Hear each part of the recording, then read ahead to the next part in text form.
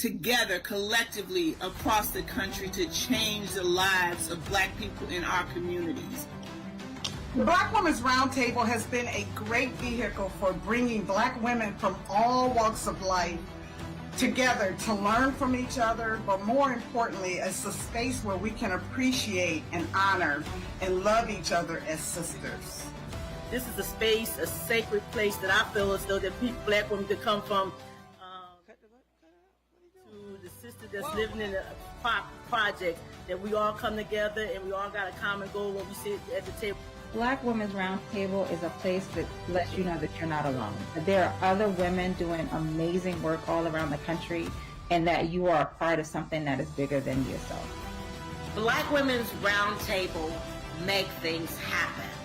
Black Women's Roundtable is a place where all of us can gather and learn from one another, support one another in the work that we're doing in our different cities and states around the country.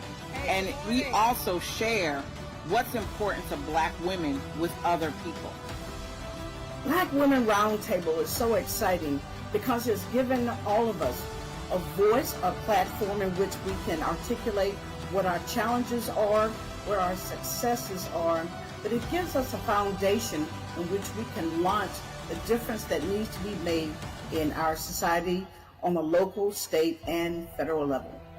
When I think of Black Women's Roundtable, I think of power, I think of sister friends, and I think of working together. Black Women's Roundtable is a sisterhood of Black sisters dedicated spiritually, faithfully to help build and uplift each other's work. Black Women's Roundtable.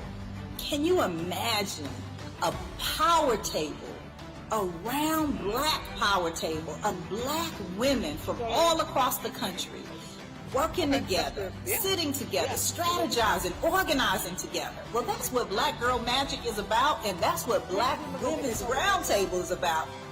Black Women's Roundtable is a safe space for Black women to stand in our truth, to build our power, to celebrate one another in all of our greatness, but to demand change from a system that was designed to oppress us and keep us out. Yet, we overcome, we dismantle and disrupt, and make sure we give access to more Black women coming next behind us. Black Women Roundtable is a tornado. Black Women Roundtable is a storm that's going to go through this country and going to move and change things with Melanie Campbell's leadership that we have never seen in history.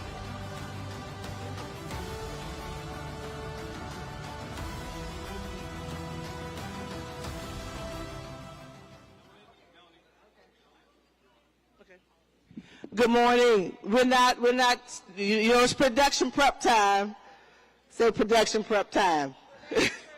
So part of that is that, now some of you all are eating. If you have, we need folks to move up and fill in the first 2 rows, 3. So if you folks can come on up and fill these. We need you all for the first half of the morning to, some of these at lunchtime won't be available when you come back at lunch because the sponsors will be here with their guests, but we appreciate you all. Sorry for the confusion. But how many people know that, that you got to be ready to move? What did our guest say last night? Planning, and part of planning is know how to what? Shift and move.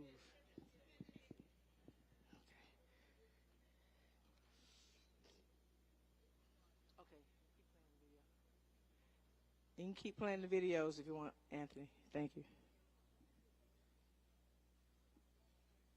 Did y'all have a good time last night? Good.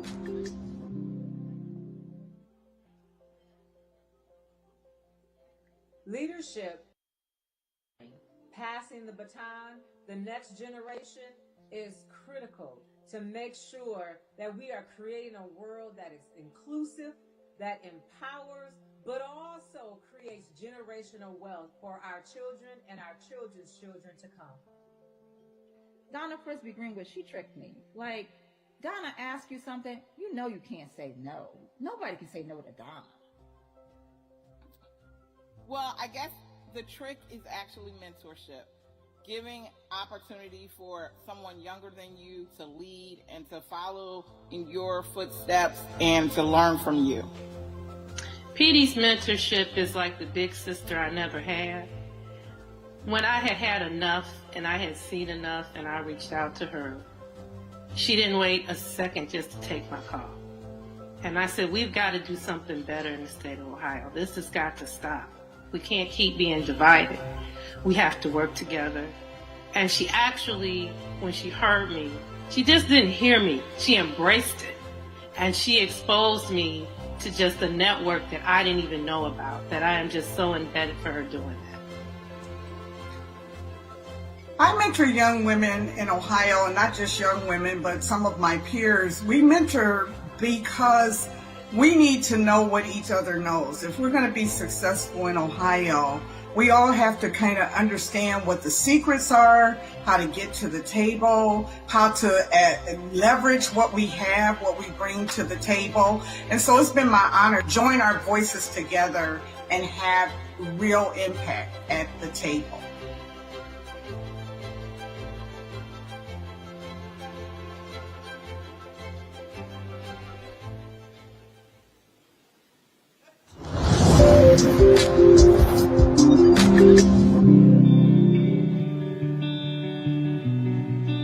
My secret sauce is love. I mean, I love Black women. I love Black people. I love my communities. The secret sauce to success is being able to take very little and make something big and major out of it. And that's what Black women can do. My secret sauce has been my ability to be willing to do the hard work and not be concerned about getting credit for the work that I do. My secret sauce to success is the empowerment that my family has given me. I can't say I can't do it. That's not in my vocabulary. Working hard and making sure that I'm taking care of myself, my family, and my community is it. My secret sauce to success is self-empowerment. I've learned at an early age to really encourage myself, to pick myself up, because in life, some things you have to walk alone. But it's great to be with the group. But the secret sauce is to know who you are and what you have been created to be. My secret sauce to success is listening. It's hearing people's voices and trying to figure out where I can fill in the gap. My secret sauce to success is loving myself, knowing my abilities, knowing where I want to go, and knowing who I am. My secret sauce to success is listening to what God has for me and then doing my best to get it done. The secret sauce to success for me is my heart for justice and my love for people. My secret sauce to success is knowing and realizing that to whom much is given, much is required. My secret sauce to success is knowing who I am, taking good care of myself, always having faith in God, and standing in my truth. Secret sauce is Black women. We've seen it in the work of Amendment 4. You saw it in the work that happened in Atlanta. You see it in the work that happened in Alabama and over the country. We are the ones that are so indebted into the pain of what's happening all around us that we're closest to the solution.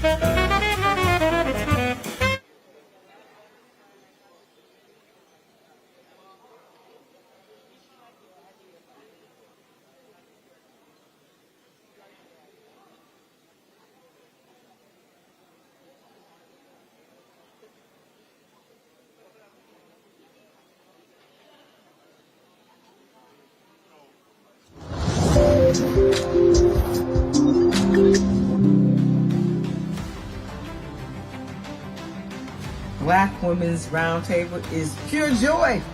It's pure joy. I think of all the sisters who are out there getting it done, and it just brings me joy. And I feel the power and the accomplishments that we try to make every day to make sure that Black women and girls live healthy and wealthy and wiser lives. Black Women's Roundtable.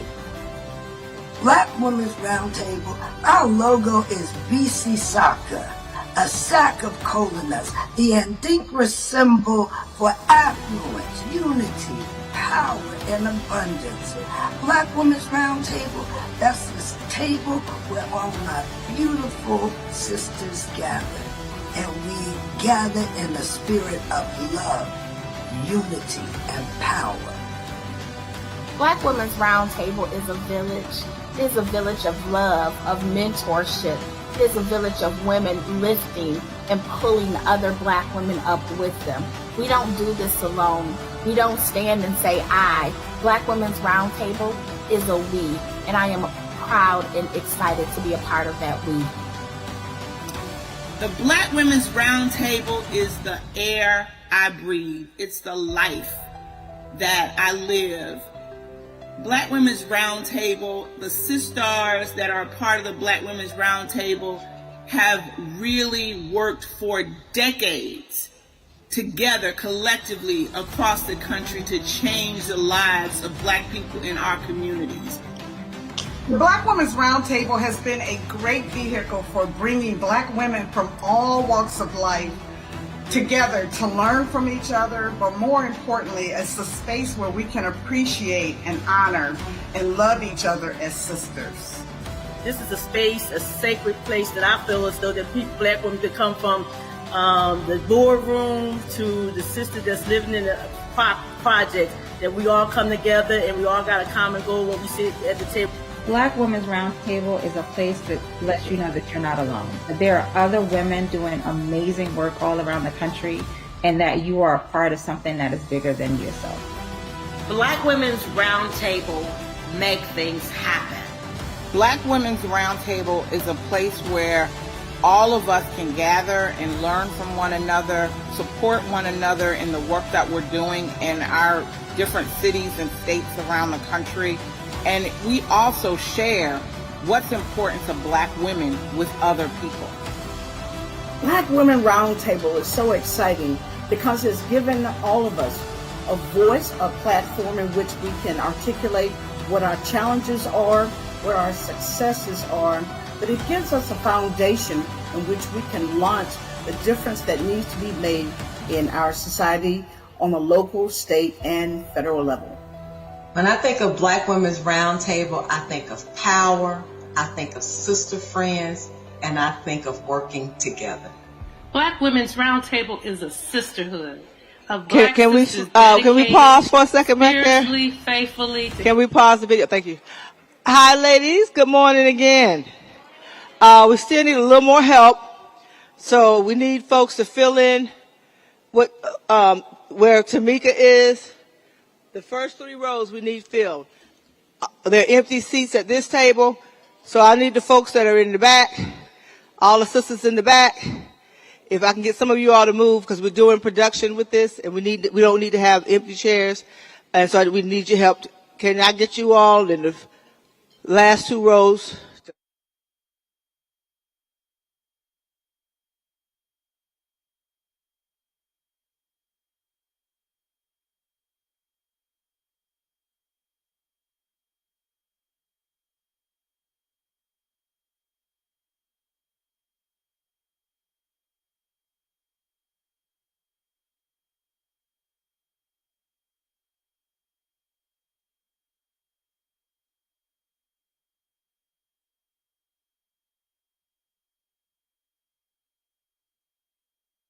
We will be starting momentarily. I want to thank everybody, while I got a moment,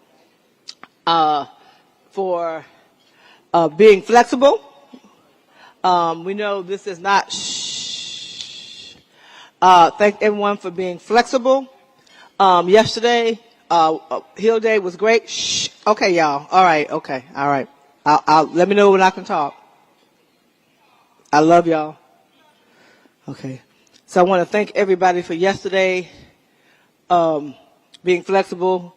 And I'm telling you, moving with showing up, moving your meeting schedules around to be there for our speak out yesterday. Folks heard about it. It got beyond the sidewalks that we were on. They were, who were those black women that showed up like a tsunami yesterday and put out the message? So I want us to stop and give each of yourselves a hand. What we've tried to do, and I want to ask everybody to not have to have your affiliate leaders, partners have to call y'all to get here on time. What we tried to do was build in break time. It's been a long 2 years. And what'll help so that we make sure that we can do this next year, you know, you always got to pay for stuff. And so we want the sponsors to know who y'all are. But if you're not in the room, they don't know you exist. I don't need to say nothing else, right? Okay about that. And so please, please show up, not just when we're all together. The hardest thing on a Friday is to go to a workshop. I'm guilty. But we really ask that you take the time to go to, because these are solution circles this afternoon. What we want is to get in a room, and if you're interested in working on issues around social justice, voting rights, or if you're interested in healthcare, or if you're interested in dealing with things around education, or whatever the solution circles are about, that's what they are. So the people who are leading and facilitating want to get your input to what we should be doing. So folks will be scribing that. So we'll have something left. You know how you go to someone and say, that was really great, but I don't have nothing tangible. What did we get accomplished? Those solution circles are about taking the time to strategize on it. So if you don't go and you skip out, now sometimes you have no choice, but try not to skip out, because we're done at 5:30. Well, maybe a little later since we hadn't started, because we definitely want to give the White House sisters their due time and all those that follow. But please take the time to go to those solution circles today. Is that okay? Thank you all.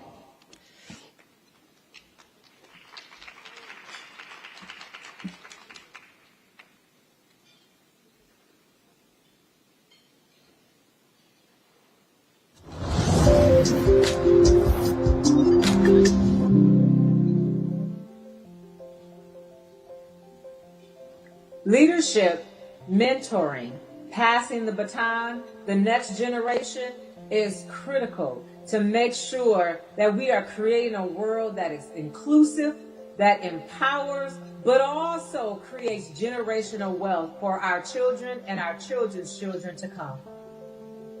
Donna Frisbee Greenwood, she tricked me. Like, Donna asks you something, you know you can't say no. Nobody can say no to Donna. Well, I guess the trick is actually mentorship. Giving opportunity for someone younger than you to lead and to follow in your footsteps and to learn from you. Petey's mentorship is like the big sister I never had. When I had had enough and I had seen enough and I reached out to her, she didn't wait a second just to take my call. And I said, we've got to do something better in the state of Ohio. This has got to stop. We can't keep being divided. We have to work together. And she actually, when she heard me, she just didn't hear me. She embraced it. And she exposed me to just a network that I didn't even know about, that I am just so indebted for her doing that. I mentor young women in Ohio, and not just young women, but some of my peers. We mentor because We need to know what each other knows. If we're going to be successful in Ohio, we all have to kind of understand what the secrets are, how to get to the table, how to leverage what we have, what we bring to the table. And so it's been my honor to join our voices together and have real impact at the table.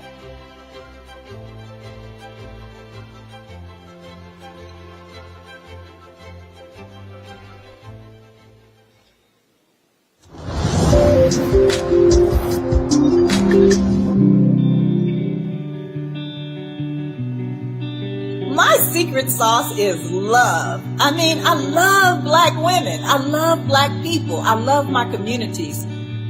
The secret sauce to success is being able to take very little and make something big and major out of it. And that's what Black women can do.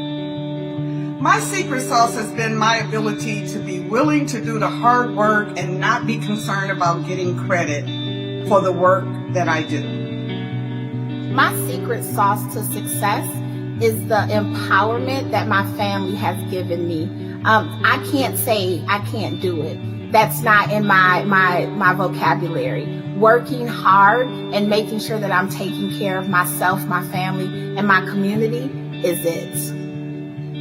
My secret sauce to success is self-empowerment. I've learned at an early age to really encourage myself, to pick myself up, because in life, some things you have to walk alone. But it's great to be with the group.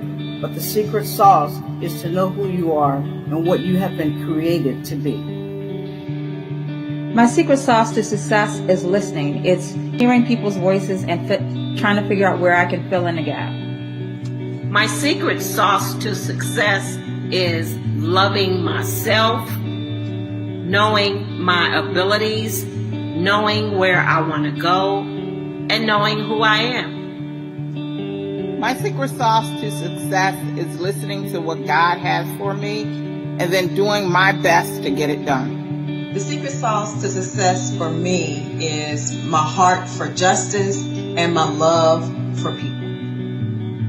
My secret sauce to success is knowing and realizing that to whom much is given, much is required.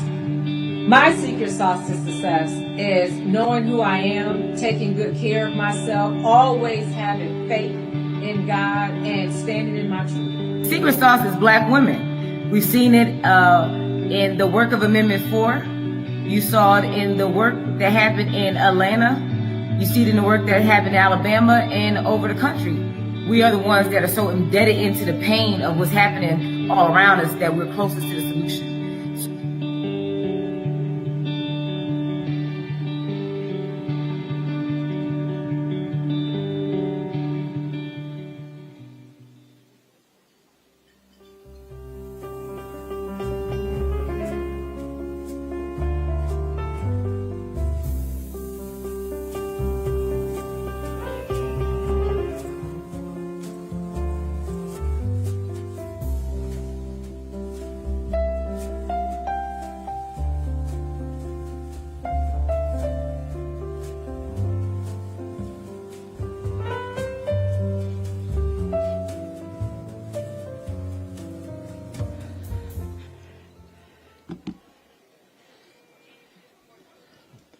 All right. You all let us know when we can start back there. Give us a count.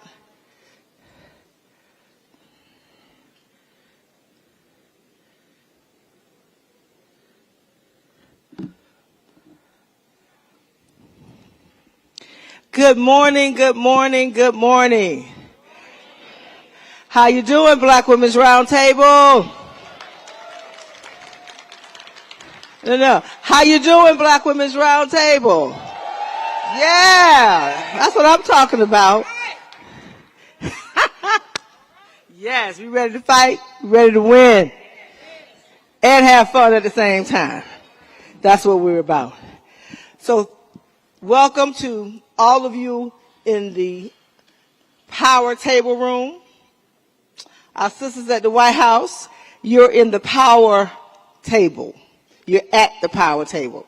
The power table is not just those who sit here, but the power table of everybody here and all those, thank you for joining us.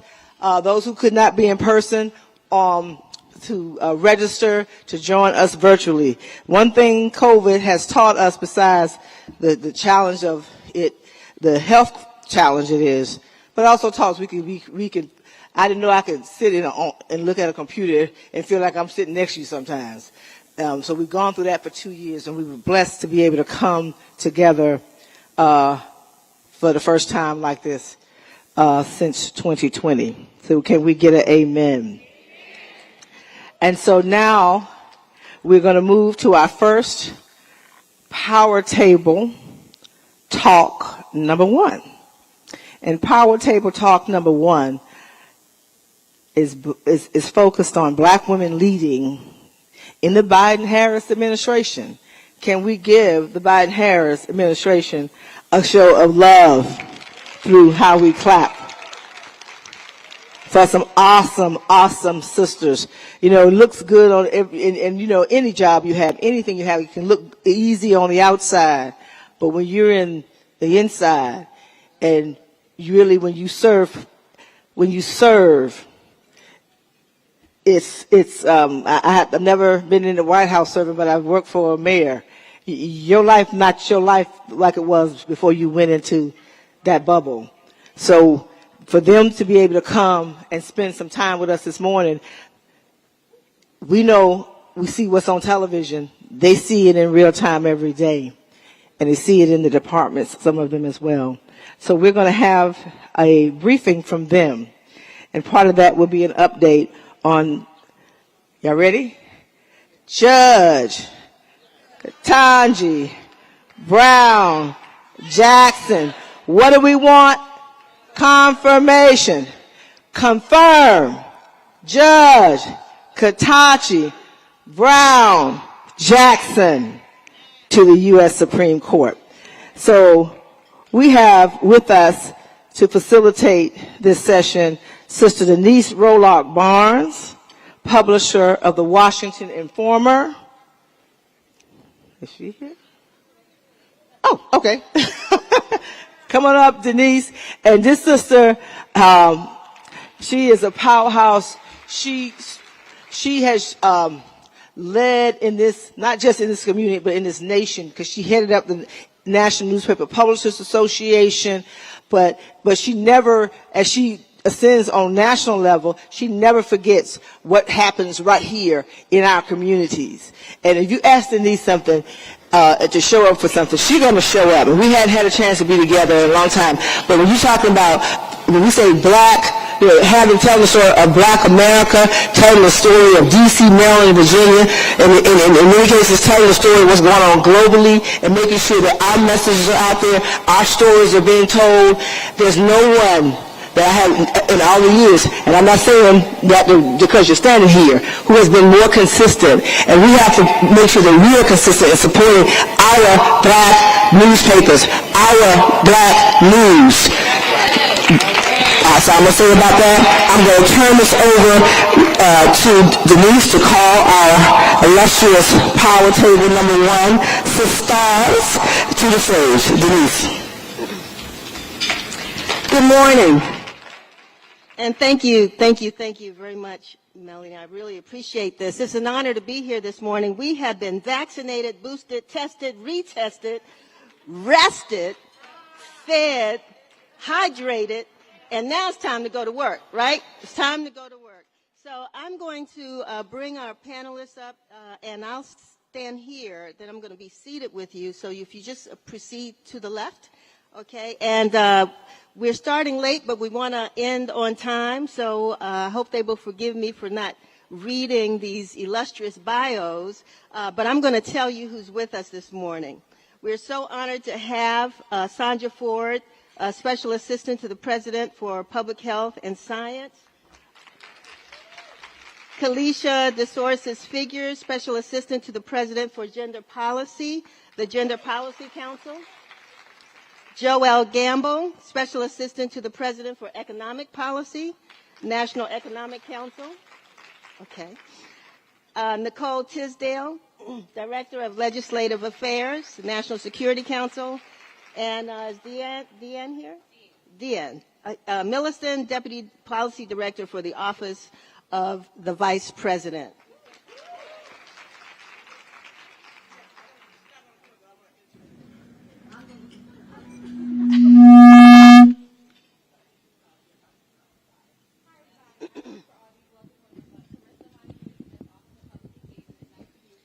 I know you all heard everything she said.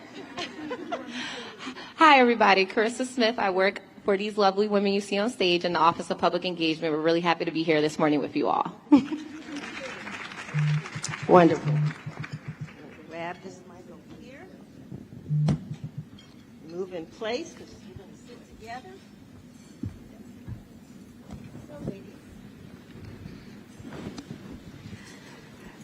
You know, we fight to get in these high places, and then we realize, okay, it's really time to go to work.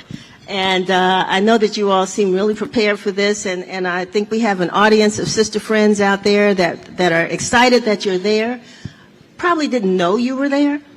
Probably not sure all of what you do and how they can count on you to help to do the work out in the community that you all are trying to push for in the White House. So it's great to introduce you to them and vice versa.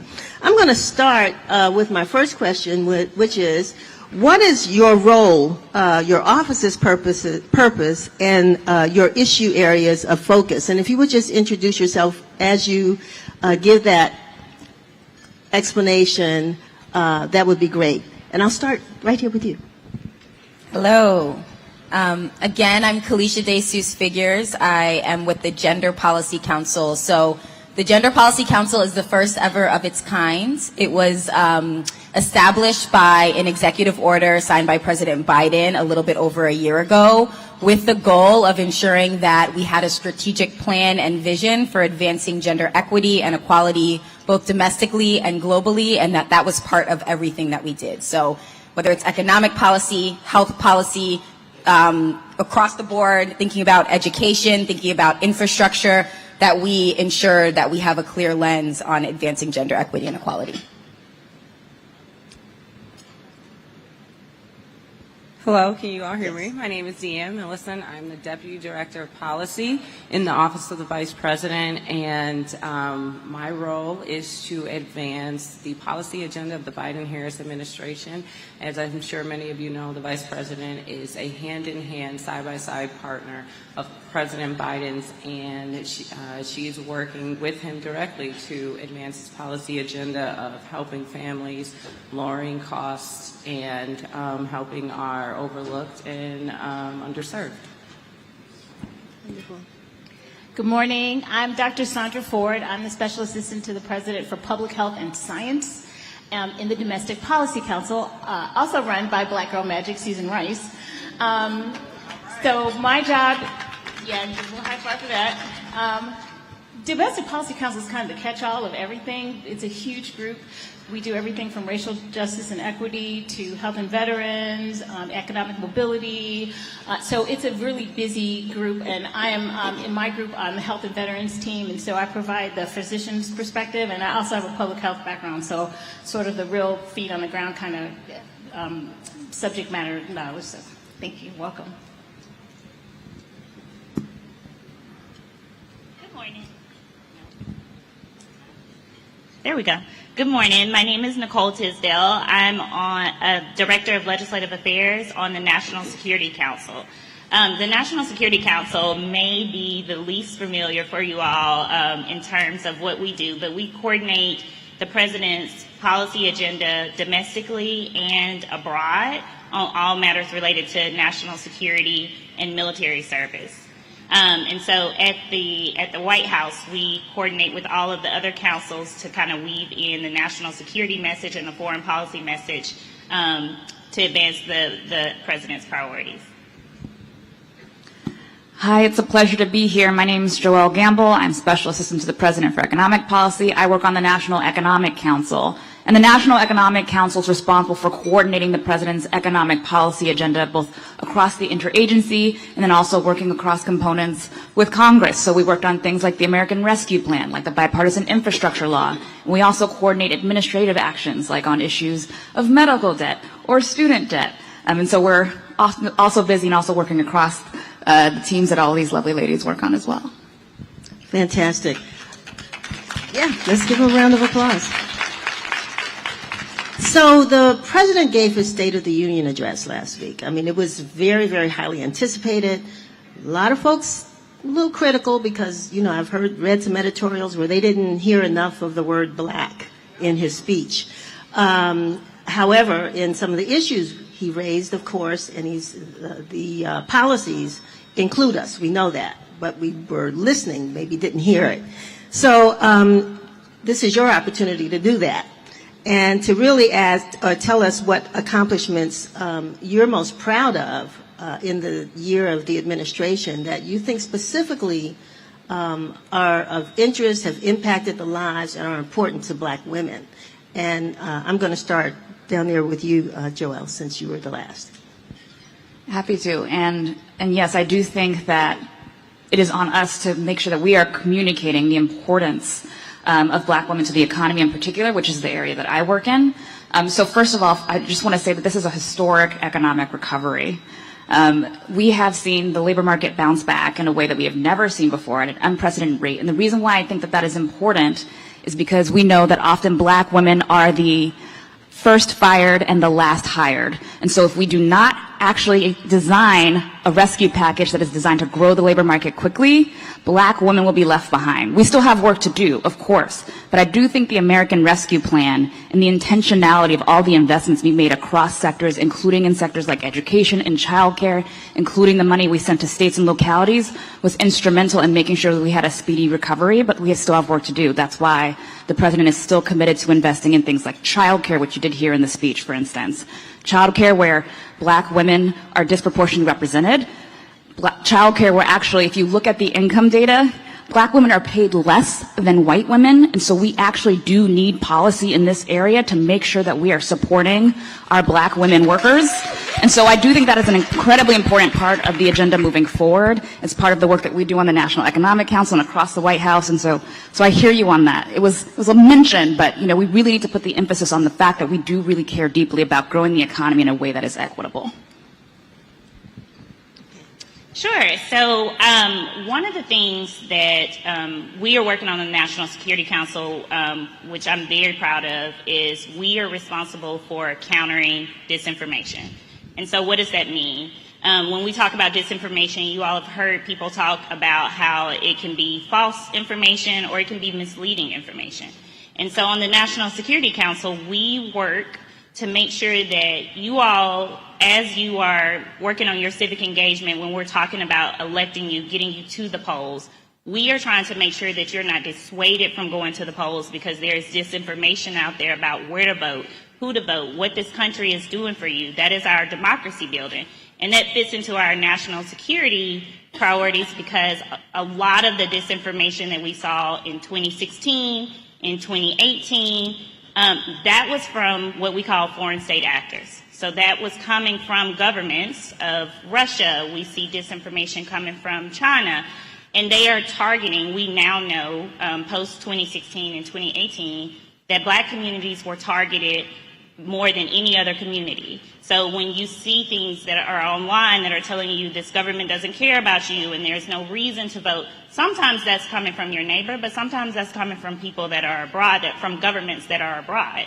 And so for us, especially being in front of a crowd like this, to Janelle's point, we know the power of the black woman. And one of the things that the Biden-Harris administration is doing that we're really proud of on the National Security Council is we are building resiliency in our communities, right? Because we've learned that in 2016 and 2018, y'all, we're not going to be able to take down every single piece of false or misleading information. We have to teach our communities how to question their sources, how to think through where this is coming from. Even if there are some seeds of truth to this, the source matters, right? Like we can't be in a place where we have the Russian government talking to us about what inequality looks like for Black people in the United States.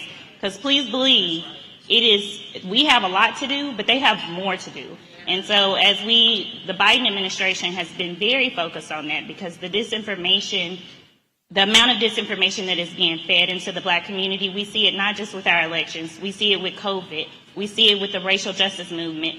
We are being targeted, and it's really important for the National Security Council and the Biden administration to make sure that you all have the tools and the resources so that you can start to counter this misinformation on your own. So what makes me proud about this administration coming from the State of the Union? First of all, coming from where we were last year, we now have 85% of Black Americans have been immunized against COVID. And considering where we were last year, that's huge.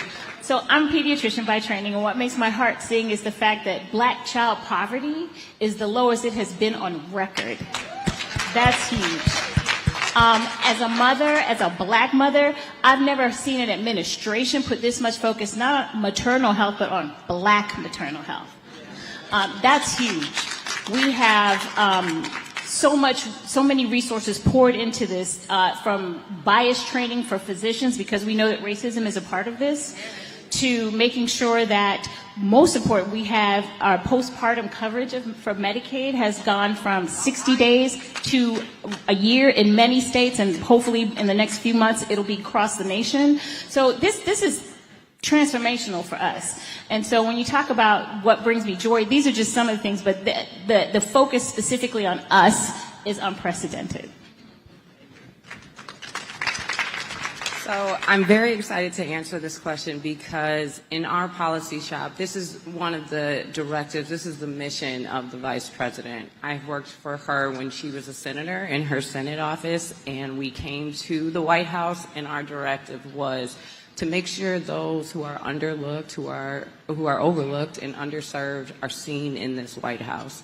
And she has made that her mission, and the part two of this mission is making sure that what we do in the White House reaches people, that the services, the funds, the resources, the opportunities really reach people where they are, where they don't have to go through tons of hurdles and tons of loops just to get access to what they're owed by their government. And you see that in the Biden-Harris administration's policies in a couple of ways. Some of it has been touched on. I will hone in on some things that the Vice President has particularly focused on and is particularly proud of. So I'll start with ARP, and Sandra mentioned COVID and the vaccinations, and it's not just that Black people were getting vaccinated. I think what the Vice President brought to this is how they were getting vaccinated. So we had mobile clinics, we had stations at stadiums, we had partnerships with Uber and Lyft to give people rides to vaccinations, we had child care centers taking care of people's kids while they got vaccinated. And if they got sick the next day, because they had to take time off, but couldn't take care of their kids. So it's not just about making sure people are vaccinated, it's about making sure we're doing this in a way that reflects the way they live their lives. And that was a mission the Vice President brought to us that we are sending out. And additionally, in ARP, we talked about the child tax credit, and it was the same way. It wasn't that you got a check, you have to mail your check in, or you have to sign up. People received the child tax credit. We were able to reduce poverty because people got direct money into their bank accounts every month, not at the end of the year, not after they filed taxes, but monthly, because that's when bills are due. You got to put food on the table monthly. So those are some of the things that we were really proud of. It's not just talking to Black people, but it's meeting them where they are, how they live their lives. And I would say that policy extends into our infrastructure law. You may have heard a lot about this. And I think normally when people think of infrastructure, they think of roads, bridges, highways, which is all important. But some of the things that the Vice President focused on in that bill is lead removal. And we all know everything that happened in Flint. And we said, this is a part of infrastructure too, our water infrastructure, the water that is poisoning our kids, causing brain damage, damaging the nervous system. If we're going to invest billions of dollars in changing infrastructure, we need to do it in lead pipes, and we need to do it in our communities. And she has rolled out our lead removal strategy. She's traveled to places like Michigan, Chicago, Ohio, all of these Midwestern cities, that just have had to deal with this problem for years. And the Biden-Harris administration is finally making a historic investment to remove all lead service lines to ensure the health of our children. It's particularly our Black children.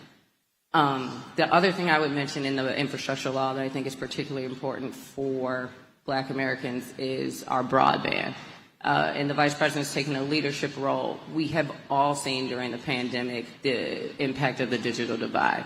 And there were children, many of them Black, many of them children of color, that had to do their homework in parking lots because they just didn't have access to broadband, they didn't have access to the internet, or they couldn't afford it.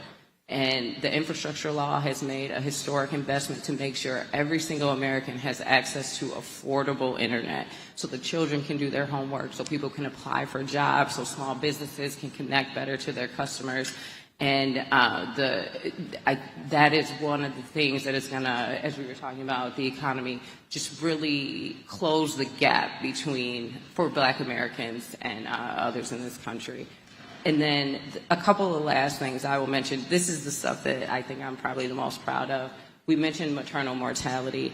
One of the things that the Vice President did in December was have a maternal health summit at the White House. And it's just, there were people there, I'm sure many of you saw it. It's hard to explain the significance of bringing that issue to the White House. It was something that wasn't being talked about. Black women are dying 3 times more than white women while giving childbirth. And it was something that just wasn't being discussed. And now it's being discussed at the level of the White House. And we have an all-of-government approach, and we're really going to improve those rates. And it was simply just powerful hearing conversations about how fibroids impact Black women, how Black women need access to doulas and additional, services to make sure they're treated correctly and treated with respect when they're giving birth. And the last thing I will mention on the list of things that bring me joy are judges. I know Kalisha will talk more about SCOTUS, and you guys have been talking about it all during the conference. But in addition to Justice Brown Jackson, we, at the federal level, the Biden-Harris administration has nominated more Black judges, has confirmed more Black women circuit judges than any other administration in history. And there are 4 more Black women circuit judges nominated. So we are making tremendous strides there. And it's just particularly helping Black women, and particularly focused on making sure we have a diverse bench, which will carry our policies and our priorities for years to come.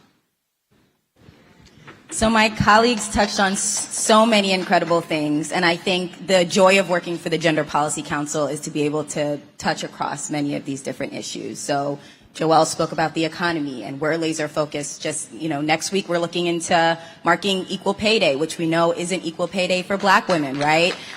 So we are thinking about how do we truly ensure that an economy works for Black women. And so when we think about equal pay, it's not just thinking about pay discrimination, it's also thinking about occupational segregation, it's also thinking about the list of policies, care policies that actually support Black women and Black families in the workplace. Thinking about our online space, the Gender Policy Council is leading an internal policy process around online harassment and abuse and how that intersects with gender-based violence as well, right?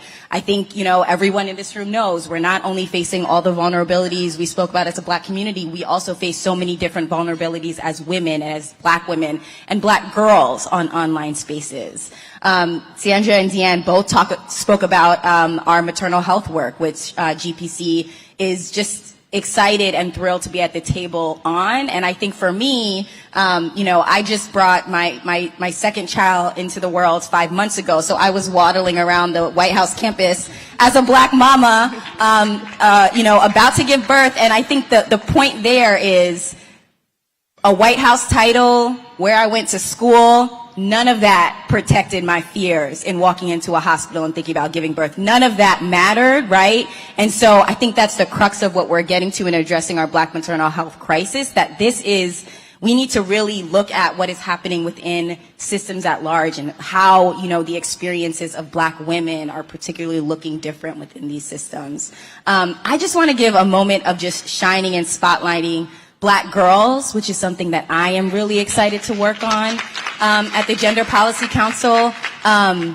It's been a tough year, or few years during this pandemic for Black girls, right? We're not only thinking about the caregiving crisis and how it impacts Black women, we're also thinking about the role that we know Black girls play in homes, right? They are supporters, they are nurturers, they have taken care of little siblings who are doing online schooling, or grandparents who are at home, or, children in the neighborhood. We know they step up as caregivers too. We know, I'm excited about the mental health work that the Domestic Policy Council rolled out, right? Because we know, and we've heard time and time again, Carissa, in convening tables of Black girls, just hearing about how they are struggling with mental health and needing that support during that moment. They need schools that will adapt to this moment. We need school discipline policies that are trauma-informed, right? And that's why the Department of Education is working to rethink and develop guidance around school discipline that meets the moment of now. So all of these different pieces, the through line of just, I'll end with saying, we in October released the first ever U.S. government strategy on gender equity and equality. And what I am so excited about is that if you Google that document and look on the first page, when we talk about our values, we talk about an intersectional approach. We talk about centering women and girls of color at the intersection of overlapping forms of discrimination. That is big and that is huge, right? From a government, from a White House, really acknowledging the ways that forms of discrimination overlap and uniquely impact women and girls of color and Black women and girls. So just having that approach as a through line across policy is something that I'm really excited about. Thank you, ladies. So I'm asking this question out of sisterly love and respect, and also a little bit of ignorance. And this is Women's History Month. And so I noticed that 3 of you all hold the title of special assistant. 1 of you is a deputy director, and another is a director. So first of all, in honor of Women's History Month, because you all are now history makers, I'd like to know, first of all, are you the first Black woman to serve in your role? And then secondly,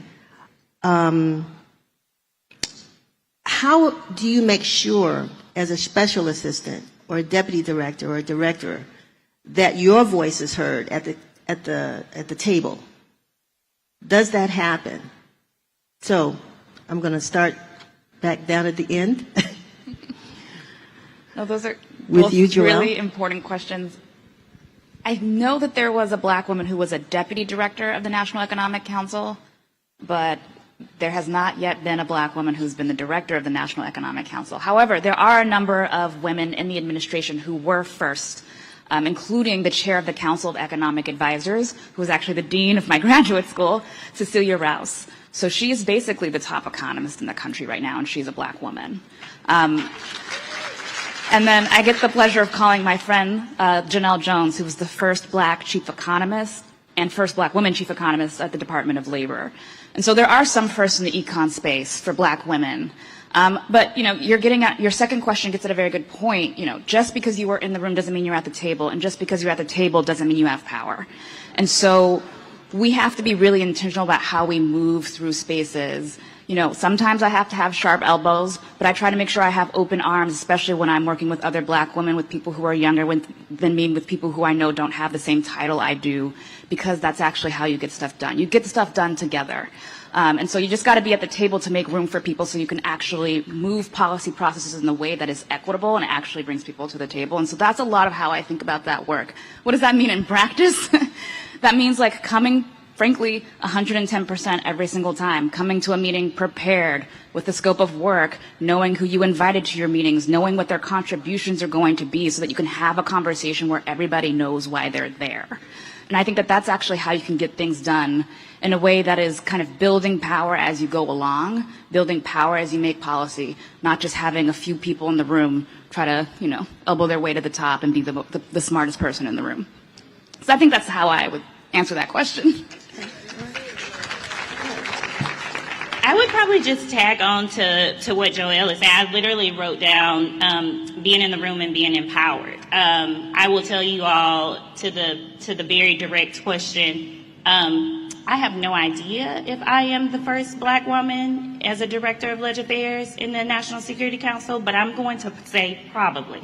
The National Security Council doesn't look like the United States, because traditionally we've stayed, as Black people, we've stayed away from a lot of the national security issues because, one, there's not a recruitment in our neighborhood, there's not a pipeline that we have, but also we move a little different when the FBI come around and start talking about recruiting for jobs, and, you know, we started talking about classified secrets and stuff, and people literally, when I was trying to get my security clearance, I had to remind my family, like, y'all have got to answer these questions. Like, I'm trying to get my job. Because my grandma called me and was like, this white man is here asking a lot. I was like, just answer all the questions, Granny, just answer all the questions. But before I started at the White House, I worked for Chairman Benny Thompson for 10 years on his Homeland Security Committee. I did. And I was in charge of his counterterrorism and his counterintelligence. And I will say the National Security Council's chief of staff is a Black man, Johannes Abrams. And he has been very intentional about making sure that we have people in the room that are not just going to be there for the photo op, but you are empowered and you have the responsibility of, like, if we put you at that table, you need to speak up. And I cannot tell you all how important that is. It is important to have people in the room when we are talking about what is happening in Haiti and somebody is sitting next to you that is a Haitian American. That is important. Like, to even have the perspective, even for me, I'm from Mississippi, to have somebody that, what? Hey, Mississippi! Oh, y'all are here deep. I love that.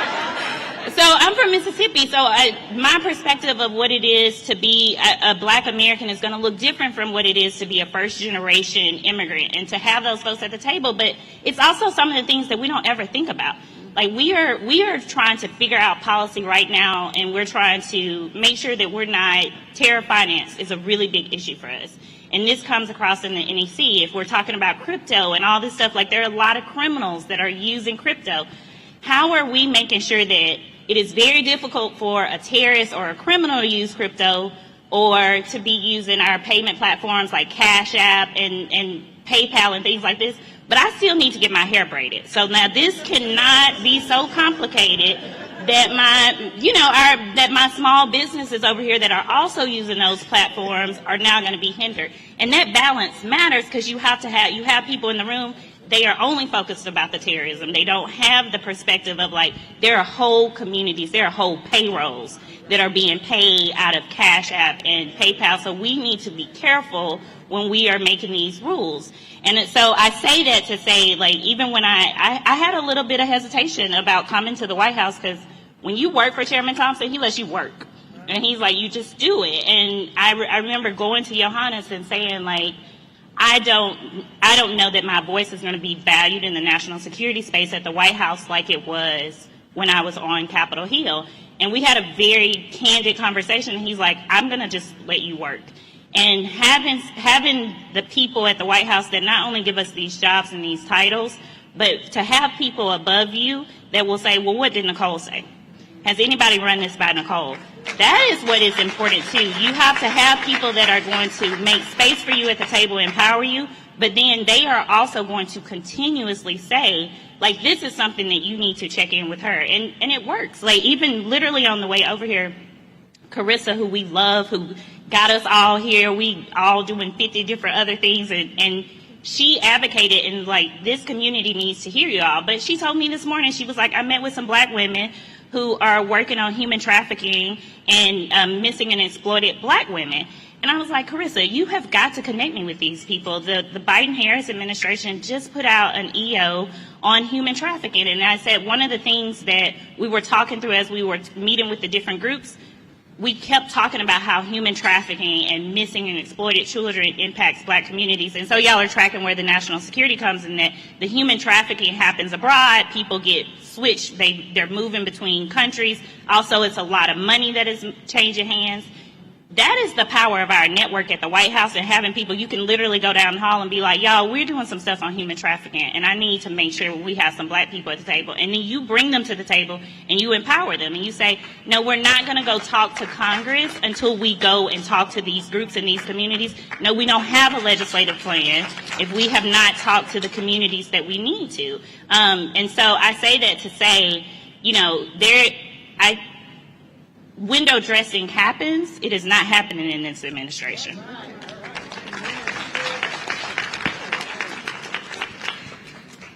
So I would guess that I'm probably the first special assistant to the president for public health and science, simply because I am not a political, I've never worked in an administration, I've never worked for a legislator. I am a street doc who worked in public health in Georgia, DeKalb County. Oh, we had a whole. So when I interviewed for this job, they were like, why do you want to do this? And I felt like they needed somebody in administration, to put it simply, with some street cred, to kind of say, yeah, that's not going to work at the local level, and let me tell you why. So I'll give you an example. We're doing a big initiative on mental health, and so I said, well, how are we going to push this out? Oh, we're going to do NPR. I said, where's OWN? Where's, you got, NPR? No, we don't listen to NPR. But if that's your world, then that's your thing. And so I think that in this level, you need people who have a more level perspective, but also have the letters behind their name so that people listen to them. Because if I came from just, Joe, then nobody would pay me any mind. But, all those extra letters kind of give you some entree. And I think it's important to have folks who live this life every day. For example, COVID. My biggest frustration with COVID was all of a sudden other folks figured out that, there's some disparities on how people get treated in this nation. We always knew that. And so this opportunity now to bring that into a whole nother level is very powerful, because I'm not just talking this stuff. I lived it. I gave tests. I was down there passing out vaccines and stuff like that. So I think it's important to have representation at every level. And so, I'm also Afro-Latina. So when they talk about Puerto Rico, I'm like, hey. And, don't forget about that. So all of that. And I think, it's just important, I think, and that's what all of us represent, is a voice, your voice, and getting that. You've got to be in the room for them to even hear what you have to say. They don't always listen, but you just keep saying it. And eventually somebody's going to say, you know what? Let's try that. And that's your win. What I'm working on right now is specifically dear to my heart. We're looking at social determinants of health, the things that drive people. This is not about medicine. It's housing. If you're hungry, we already know that. And that's why you couldn't get to the testing, because you didn't have transportation. How do we connect all of these things? How do we make it easier for people to access services? I know from my public health experience, if you're homeless, you're probably hungry too. So why do you have to do two separate applications to get food and housing? So that's what I'm working on now, is how to try to simplify things, because that was my life. That's what I lived and that's what I saw. And so now it's incumbent upon me at this level to try to fix it. And now we have this backup behind us to actually try to make it happen. So working for the vice president, she could be on the stage talking about this, right? Of being the first and the onlys in the room. I am probably maybe the first, one of the few deputy policy directors. But the vice president was so intentional. She's been intentional her whole career. So in my office, I am very fortunate to work for the first Black woman chief of staff for the vice president. And our communication shop was led by two Black women. They were the voice that you heard, and they were the voices in the administration at the highest levels of communicating the needs of Black people and communicating to Black people. So I had the luxury to work in a very diverse office. The vice president's been intentional about that. I would say, that being said, I think my experience of having a seat at the table, a voice at the table, the vice president pushes that. She encourages us, and that is what I would add to everything that the ladies have said. I think she has taught us that work in the White House, us and the staff, to bring your full self. Like, if you're going to have the power that we're seeking, if you're going to have a seat at the table, You don't have to quiet who you are. Bring your lived experience, bring your family's lived experience, because that is what is making the difference. And I would say, so the vice president's like superpower. We'll be in meetings and, you know, someone will say, like, this is the vaccination rate. She's always going to be the one to say, like, what is the vaccination rate, though, for Black Americans, for Native Americans? And making sure that people break that down, it changes the look of government. So now the next time you're in a meeting, she doesn't have to ask. They're coming prepared. Now they're looking at what is the Black vaccination rate, what is the Latino vaccination rate. And that, I can't emphasize how critical that is. It's so you'll think it's about stuff in the economy. They'll give you the unemployment rate and say the economy is good. But then you ask, what is the Black unemployment rate? And it doesn't look as good. So now everybody goes back and says, what do we need to do to change to make sure the Black unemployment rate is the same as the unemployment rate across the board? And though that is the type of change in government, the change in policy, and the change in staff that I think our office is driving and that we're being taught. So now when we talk to staff across the White House, we know the type of questions that she would ask.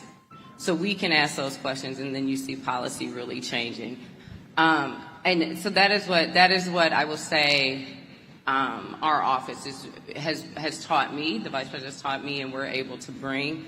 The other side of this that I think the Vice President particularly focused upon is making sure Black people aren't only in Black spaces. Where, you know, we were talking about cyber. She leads the Space Council. It's like, what is space doing for Black people? Black people should be in space. She's spoken to Black astronauts, Black scientists. She's very intentional about Black people being everywhere. And I think that is what we're focused on now, in Black people in STEM and technology.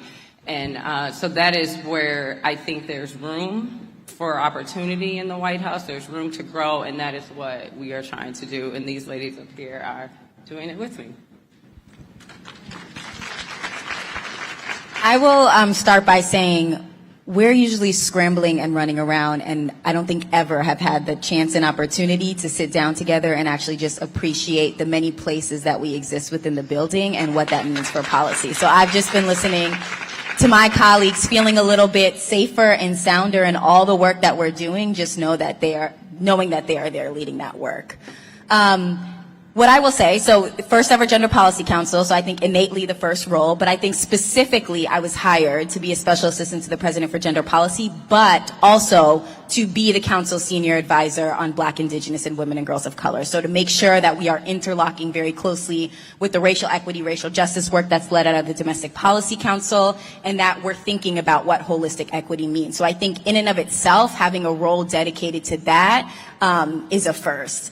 I will say that it matters the spaces we're able to be and operate in. Having a Black woman in the National Security Council in a space where Black girls and women don't see themselves is huge, and it's lasting, right? I was in the 2 administrations ago. I worked for Valerie Jarrett on the Council on Women and Girls, and I could still feel her in the building. I could still feel the authority that she had as a Black woman, being able to elevate women and girls issues, being able to take me along with her, right? And so I think that what we all realize is that even beyond the time that we're in these roles as administrations changes, the White House is a historic building, right? And just being able to increase the visibility of Black women in that role, I think, is so critical. I will end, because I didn't say it on the last question, as we're talking about firsts and Black women. This is my enormous thanks to you all for all the support you've put behind Judge Ketanji Brown Jackson. She is brilliant. She is one of our nation's just treasures. She's a brilliant legal mind. She has a vast amount of experience. She has been a federal district court judge, a federal appellate court judge. She has, as a district court judge, written over or almost 600 opinions. She's been a public defender. She served on the U.S. Sentencing Commission. She has served in private practice. She is highly qualified. She has exceptional character. And I'm so excited to play a role in helping her be confirmed as the first Black woman to serve on the U.S. Supreme Court. And I will say, as a first of places that Black women have been, So that it was a thank you, and it was also we have work to do to ensure that we protect her in this process. Because anytime a black woman is stepping into a space for the first time, sitting in a seat for the first time, going through a process for the first time, she's going to need that protection. So I know you guys are already doing that work. Melanie Campbell, the day that she was nominated, I saw Melanie on 87 calls. I think she Zoomed herself. She might have just had a portrait stand-in. So just thank you for all the work you're doing, and so excited for the work that we have ahead. So I appreciate you all indulging me with that question, and I've gotten the time, and I could sit back and just add. You wanted to add something? Can I just say one thing? On behalf of all of us, we really want to thank y'all for doing this. Because we talk about how we are empowered at work. We are empowered at work because you all empower us. You all have made it very clear to this administration, and doing events like this and keeping your voice, they want us to be empowered because you all did that. You all are the ones that went out to the polls. You took people to the polls. You got the vaccines. You all are doing the work. And so, yes, there are a lot of people at the White House that have empowered us, but it really does start with y'all. And that's what I hope to hear as we close, because, I know Melanie has White House cred and street cred, right? And all the women that are part of the organization have both. And a lot of times they're standing outside of the White House demanding, and wondering if people whether they've closed the blinds, the shades, or actually looking to see who's out there to hear their voices. So it sounds like you all are doing that. Just a personal, pitch. I got to say, I'm glad you talked about NPR, you talked about OWN. Please don't forget the black press. We want to be in there because a lot of us are on Martin Luther King Avenues all across the city, the country. So we want to make sure that happens. So I want to thank you all. We do what women do. We sit around the table and we chit chat and eat, and this is what we've done this morning. And I think you all should be proud that you brought these ladies together who really haven't had a chance to do this. So we support you. We're glad we know your faces, we know your names, and we know that this won't be the last time that we see you. So thank you very much, and thank you, Melanie, for giving me the opportunity to do this interview. Thank you. Stand up, ladies. Awesome job. Awesome job. Woo! Where's Carissa?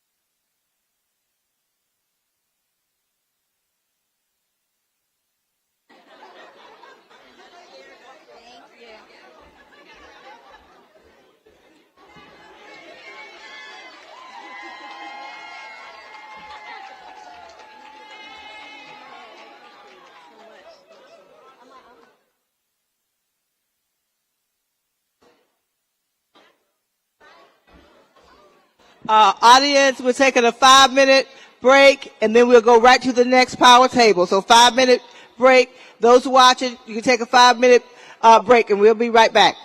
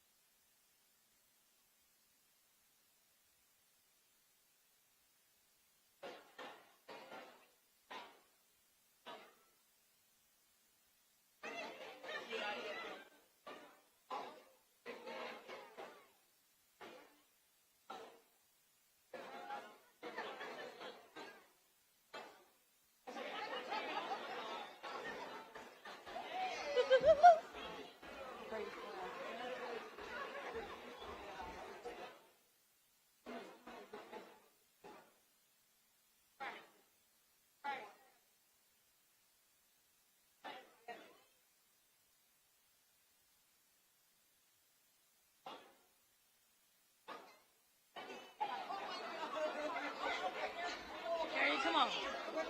Come on, Ariel.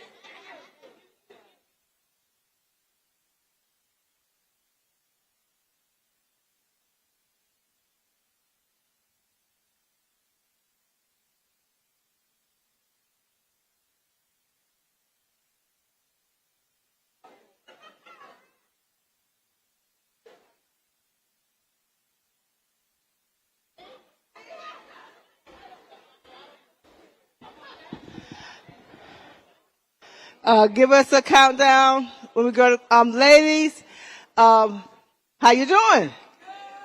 Let us know when we're live.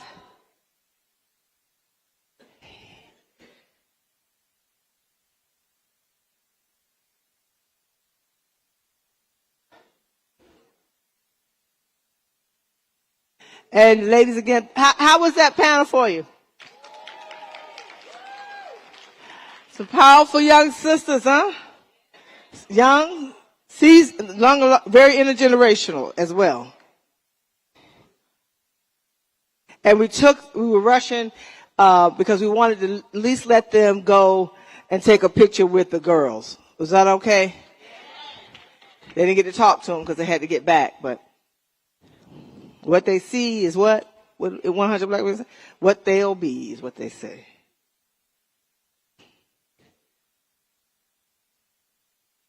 All right, ladies, how was that panel?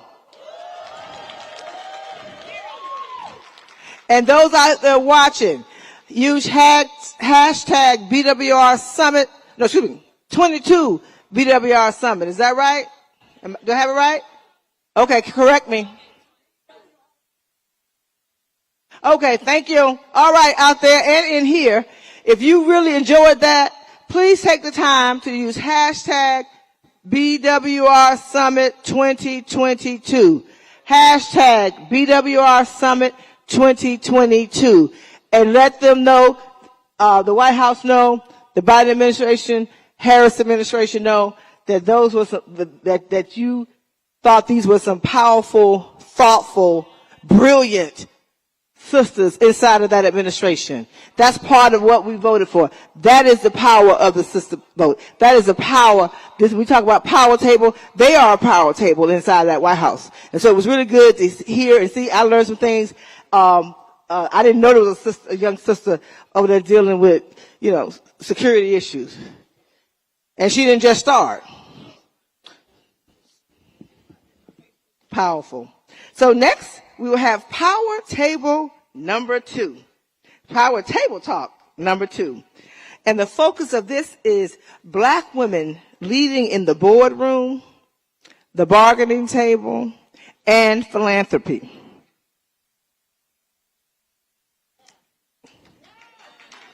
Black women leading, I'm going to say that again, in the boardroom, the bargaining table, and philanthropy.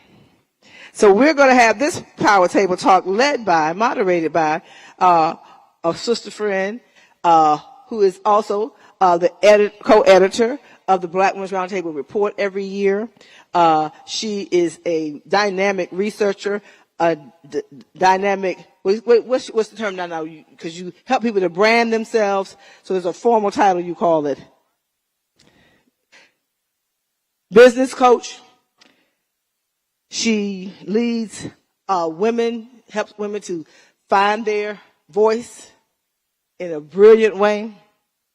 She sits on the board of the National Coalition on Black Civic Participation. She has founded several organizations. And she, in this capacity today, she's Dr. Avis Jones DeWeaver. I want you to come across the power table.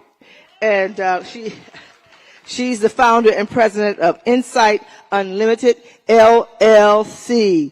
Dr. A, come on up.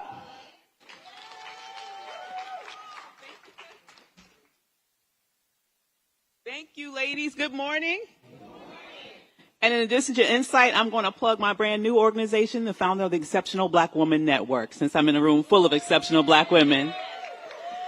Wonderful to be here today. I am so excited to lead this conversation that we're going to have with a number of amazing, exceptional Black women this morning. First, I'd like to welcome to the stage our partner for specific remarks from her.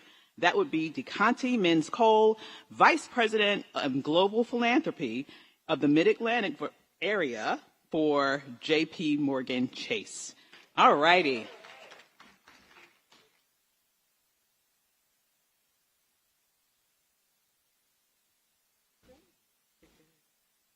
Hi, good morning. Oh my goodness. It feels so good to see a room like this. This is my first time in my whole professional life that I've seen a room like this. And yes. I want to thank our hosts. I want to thank Melanie Campbell for her leadership and your amazing team doing incredible work and creating this space as well. My name is Deccan T. Menscole. I serve as the lead for the J.P. Morgan Chase Foundation within this region. I lead our philanthropic grant making, including our renewed commitment to this region of $75 million, which we announced earlier this year, making it $125 million that we've committed to this region since I started in 2017. Yes, it's exciting. Yeah. So I also wanted to thank the Black Women's Roundtable, who's working alongside the Sadie Collective, which is an organization of Black female economists, for driving and working with electeds, as well as evidence-based research to drive a policy agenda around supporting the economic mobility of Black and brown women within this region. Because as we know, the mobility of this region is on the backs of Black women. Just across in DC, just across here in DC, the border, households with children in Ward 7 and 8, between 69 to 73% of them are led by women of color, Black women. And if you want to talk about the economic mobility of this community, of this region, which prior to the pandemic had a wealth gap 8 times greater than the national average, in which Black households had 81 times less wealth than white households, you cannot fail to recognize that that is more than just a racial disparity, that is a gender disparity. And if we're going to close that gap, if we're going to make any kind of progress, we have to really recognize and invest directly in women of color. And that's why at J.P. Morgan Chase, we are doing so. So as part of this $75 million additional dollars that we're spending in the region, we're anchoring and really supporting how we drive the economic mobility of women of color. And we did so as part of our first announcement of our grants. Just over a month ago, we announced $10 million, $5 million in DC, and $5 million in Baltimore to women of color-led organizations driving systemic change in their communities. Touching issues from early childhood education to stabilizing their communities through becoming developers in West Baltimore and entering the construction trades, which we know there is a huge labor gap at the moment. We've not just done this in this region. We invested $30 million this year across the country in supporting women of color-led organizations and efforts to support the economic mobility of women of color. And I just see this work continuing to expand and grow. And it's that work. That's why I'm so excited to be a part of this panel about being at the table. And I heard the incredible panel beforehand. If you actually want to get to the root cause issues, if you want to shift the conversation, if you want to move forward and have progress, we have to have women of color at the table, and particularly Black women. Because you can see the precedent across the board. We are the guides to showing you how to get things done and how to move this country forward. And I just want to thank you again for giving me a few minutes to say a few remarks.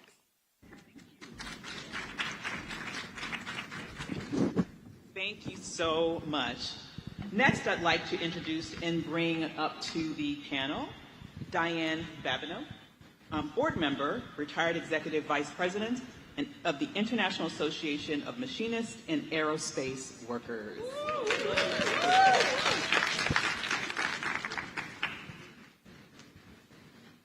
Next, I'd like to welcome to the stage Dee Marshall, CEO of Diverse and Engaged.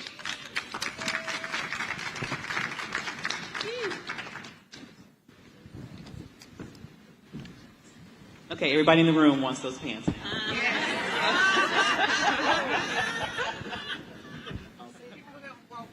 And That would be me. I'm the last panelist. So let me have it.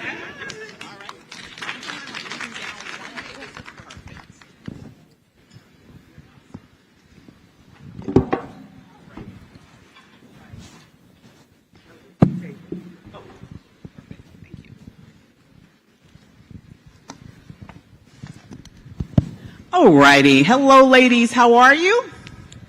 Amazing. Hello. Good morning. Good morning. I'd like to start off with a very sort of basic but very important question from each one of you.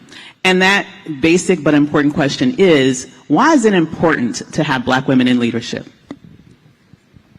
Well, I'm happy to start. And as I mentioned, you know, if we're actually looking to have real shift change, to have systems change, Black women are the guides.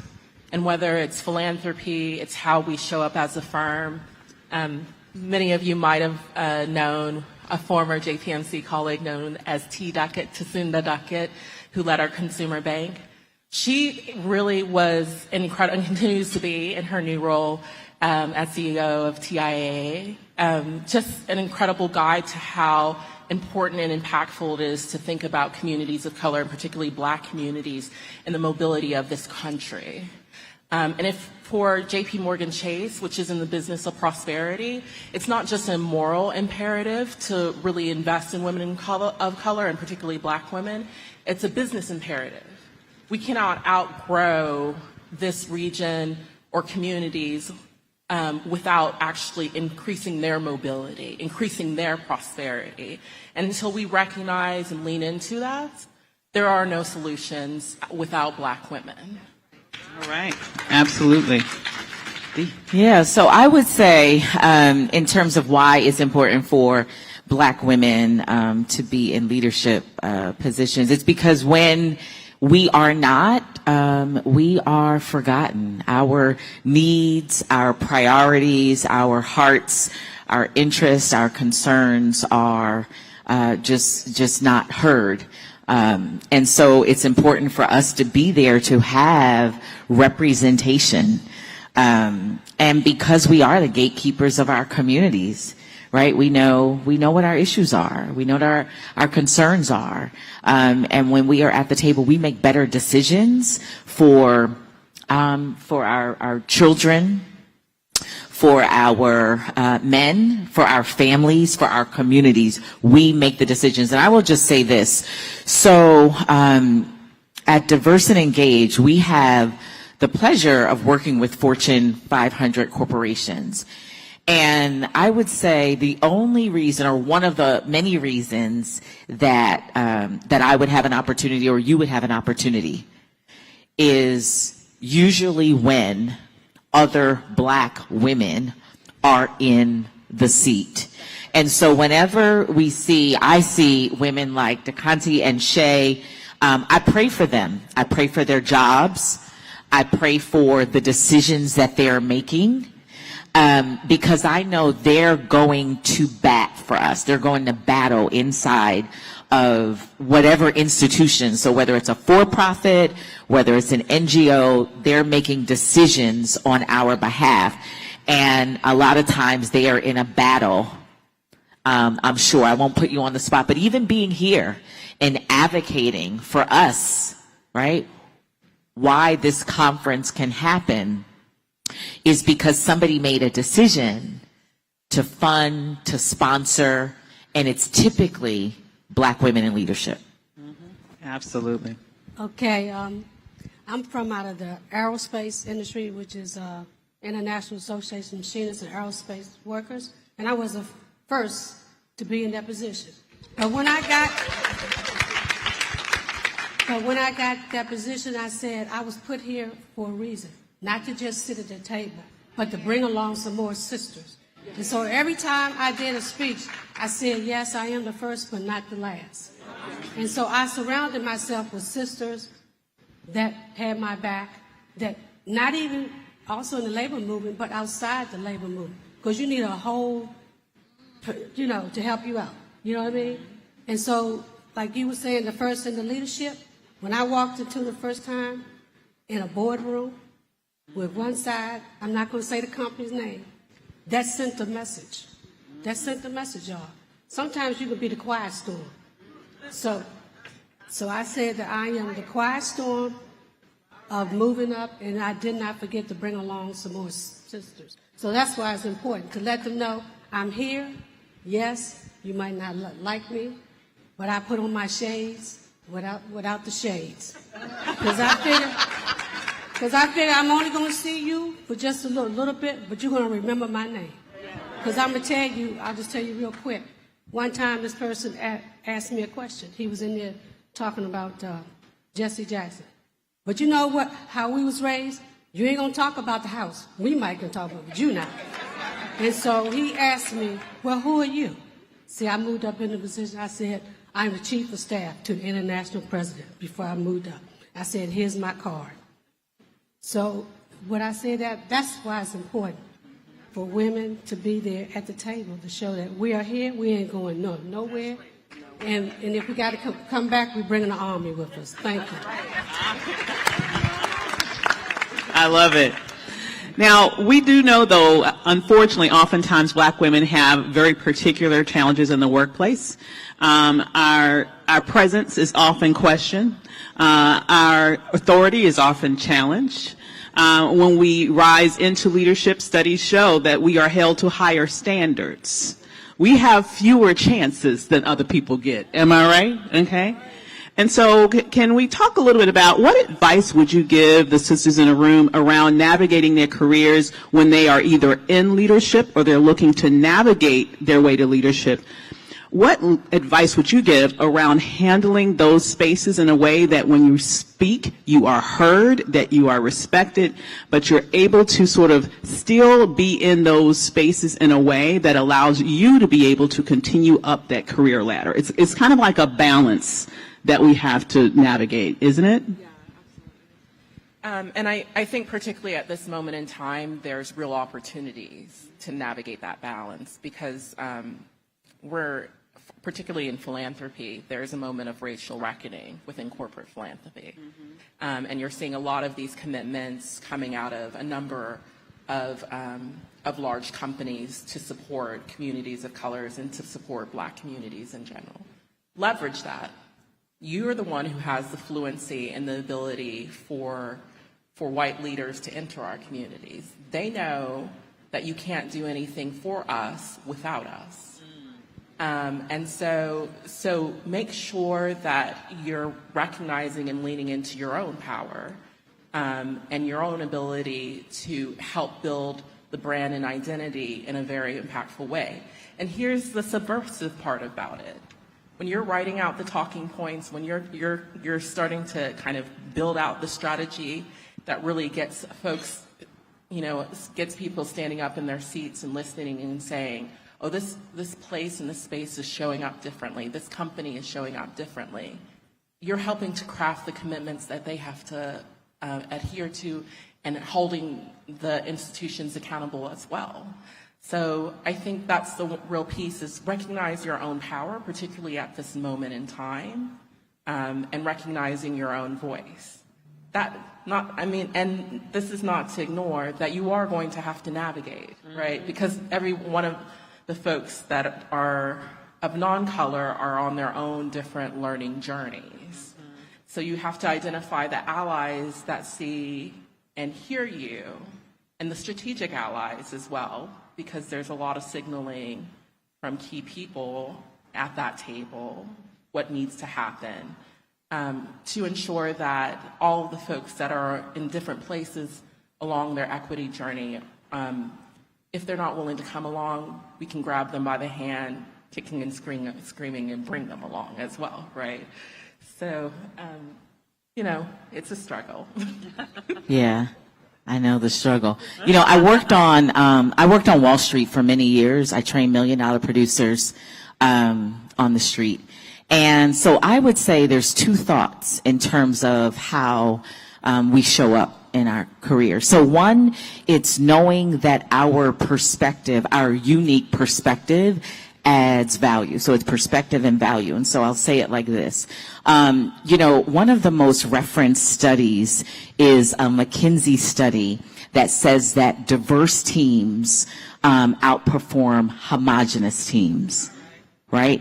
And so as a Black woman, knowing that we are a value add to corporate or to whatever institutional organization, that there is a gap, there is a missed opportunity if we're not at the table. So knowing that, so that McKinsey reference point says that companies in the top quartile outperforming national median do so do so by 35% when they have diverse teams, meaning when they have, and I'm going to say racial diversity, because all diversity don't speak necessarily to and about us, okay? So let's be clear. There's a difference between diversity, gender diversity, and race and culture. And I'm going to do a sidebar real quick.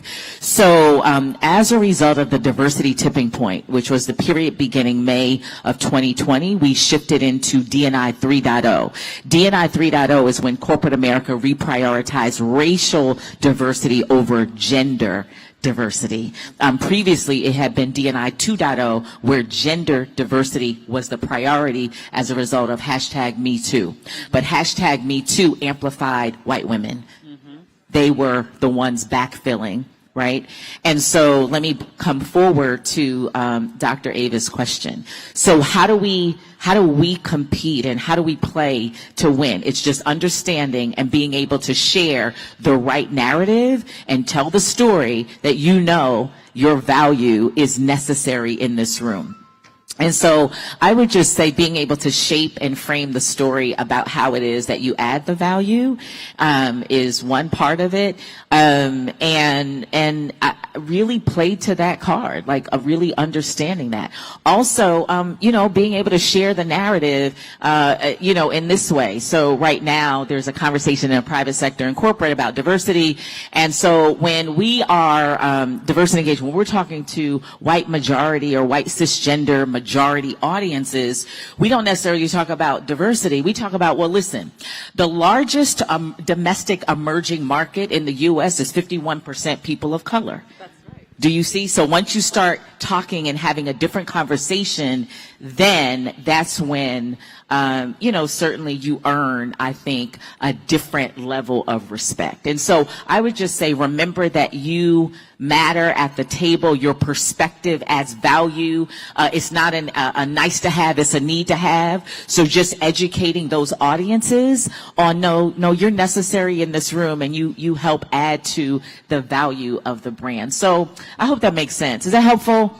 Absolutely. Yeah, and look, I will pull out the D&I subcommittee in a heartbeat. I'll say, well, listen, let me help y'all out. Listen, Congresswoman, I will say, y'all are familiar at the 116th Congress, the largest and the most diverse. I started talking about the Financial Services Committee and then the D&I, and then pulling out all of that. That's helpful to add to the conversation. So I'm going to stop there because, we had this conversation. So. Awesome. Hi. I speak on more like I'm sitting on the front porch with you all, okay? I thought it was important because they knew it was important. Sometimes you got to figure out, how am I going to channel this in the right way to let them know we can meet in the middle and we can agree, but we want to move this ball. So as you said, coming from a union, and it was 100 and some years old before I was put in this position. And I know some folks out here in this audience can understand what I'm saying. You got to figure out how I can work in between it. So you put committees together. You do like an organizing thing.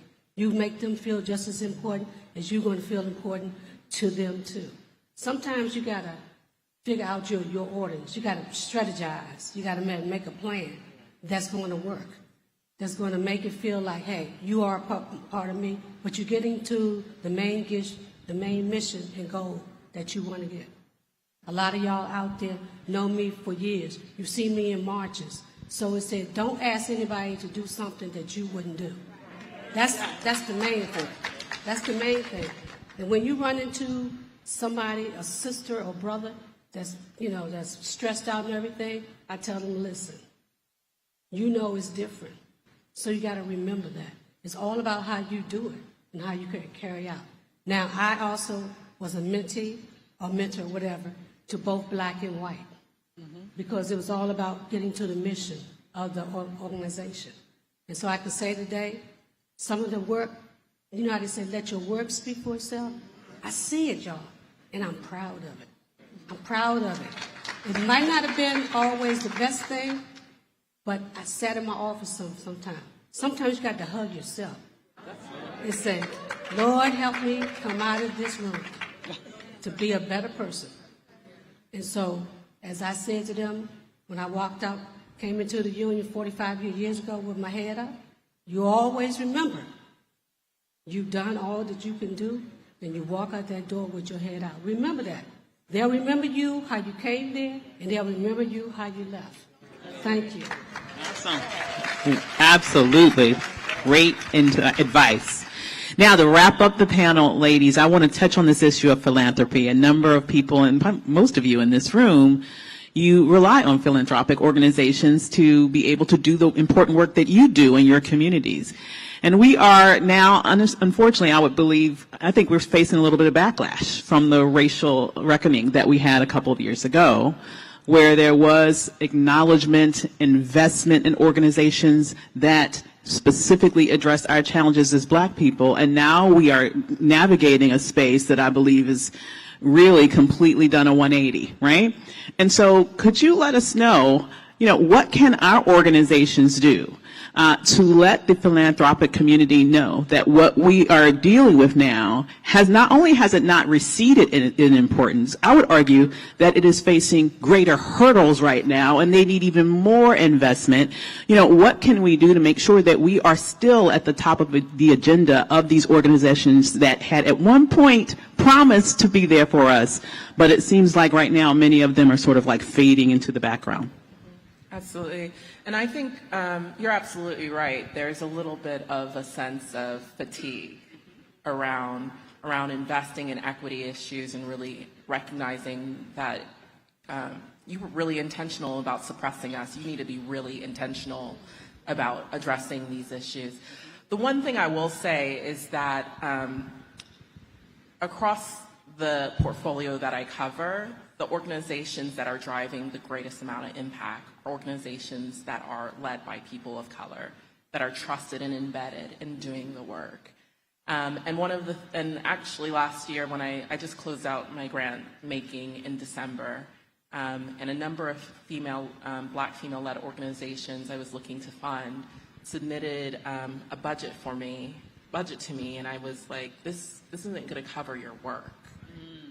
And they were like, well, we're going to do some of it for free. And I was like, no, you don't do free work for a foundation, for a financial institution. So I had to go back and say, I need you to tell me how much it is to get the work done and what other additional dollars we can put in to build your capacity. So number one, ask for all of it, because I can tell you your white counterparts are putting in budgets that we have to look and say, do you really need to do this? Do you need to do that? And so I think ask for what you need and more to start with. And then recognize philanthropy's not going to meet their metrics without you. Hello.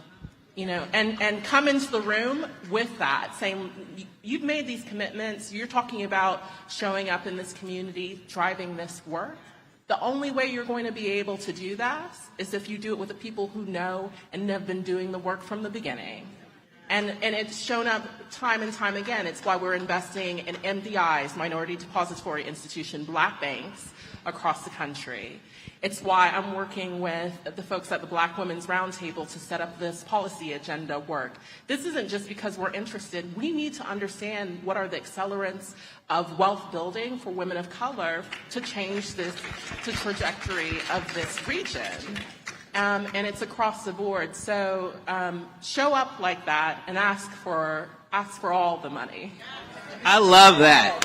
Ask for all of it. All of it. Period. I love that. All right, now we have a special guest with us right now, and so unfortunately we're going to have to cut this panel. Oh, we're going to stay right here? Okay, we're going to stay right here. Oh, But join me in giving another round of applause for this incredible panel. Thank you.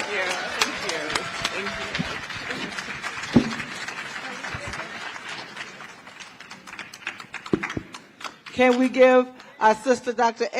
A, our illustrious moderator, and all of these powerful sisters? Was that at a conversation about I forgot myself. The boardroom. Thank you. I had 2 hours sleep. This was Black women leading in the boardroom, the bargaining table, and philanthropy. You think they're leading, ladies? And my board member, I have to also lift her. 2 of these ladies are board members. Dr. Avis is on our board. Diane Babineau is our vice chair of the board. And she's never stopped, Madam Secretary, she's never stopped. And don't let that smile fool you. She ran things over there at the machinist. And I'll say this, the machinist, there ain't a whole lot of us. When I went to a human rights conference, the first one in the history that it ever did, she did it. And when I went there and saw all those white men, she had me and Clay and you know, I was like, Diane, you the vice chair? Okay, girl, you bad.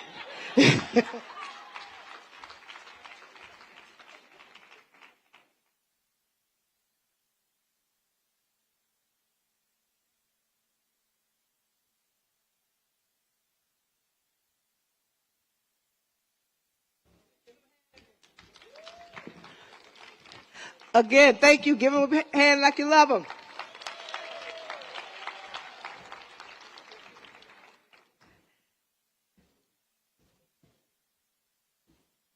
Remember the hashtag BWR Summit 2022. BWR Summit 2022. We want to take this out of this room. And thank you again to the folks who are online registrants. We went hybrid, and we're blessed, and thank our sponsors and partners for allowing us to have the resources to be able to be both in person and virtual. So we're not going to take a break. I want you to just stand up for a second, though. Do this. We've been here in the morning. Just do this.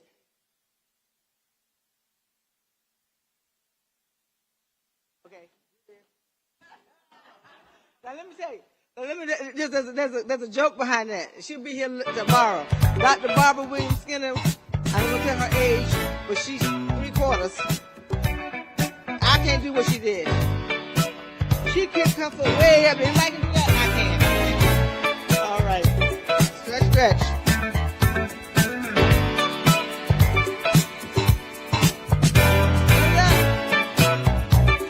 Stand up, guys.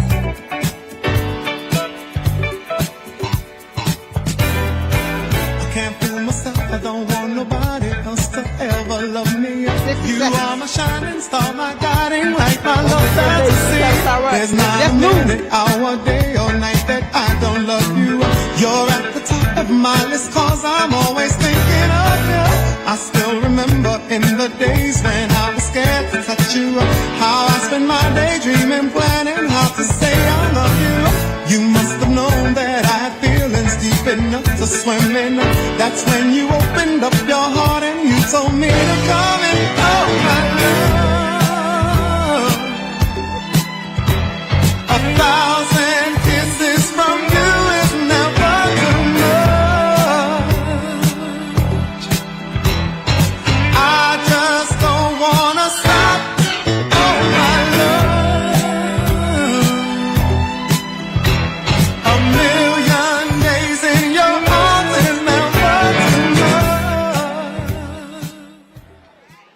Whew. All right.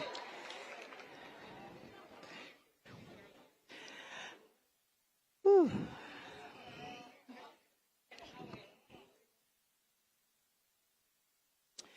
All right, ladies, we're getting ready for Power Table Talk number 3. And so we could find ourselves to be seated. Power Table Talk number 3.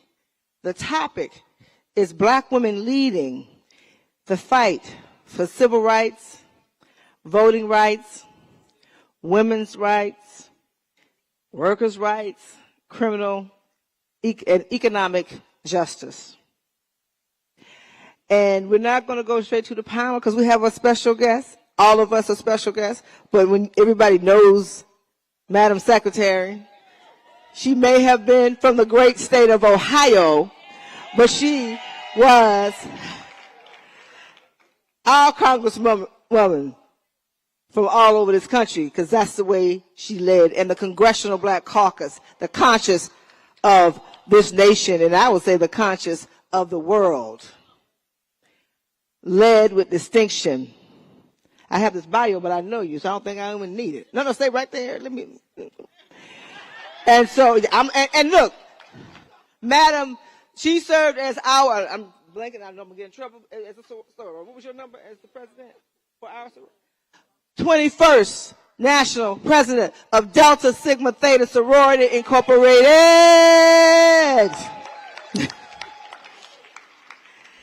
And she is now the Madam Secretary, Marsha L. Fudge. She is the 18th Secretary of the U.S. Department of Housing and Urban Development.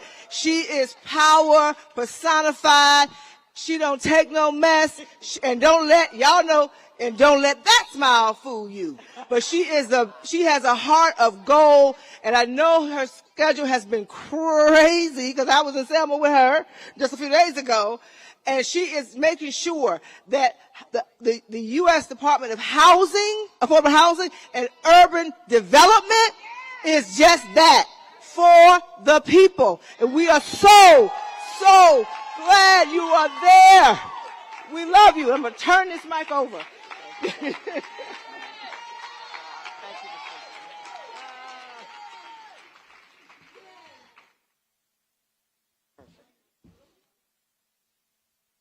Good morning. Thank you all so much.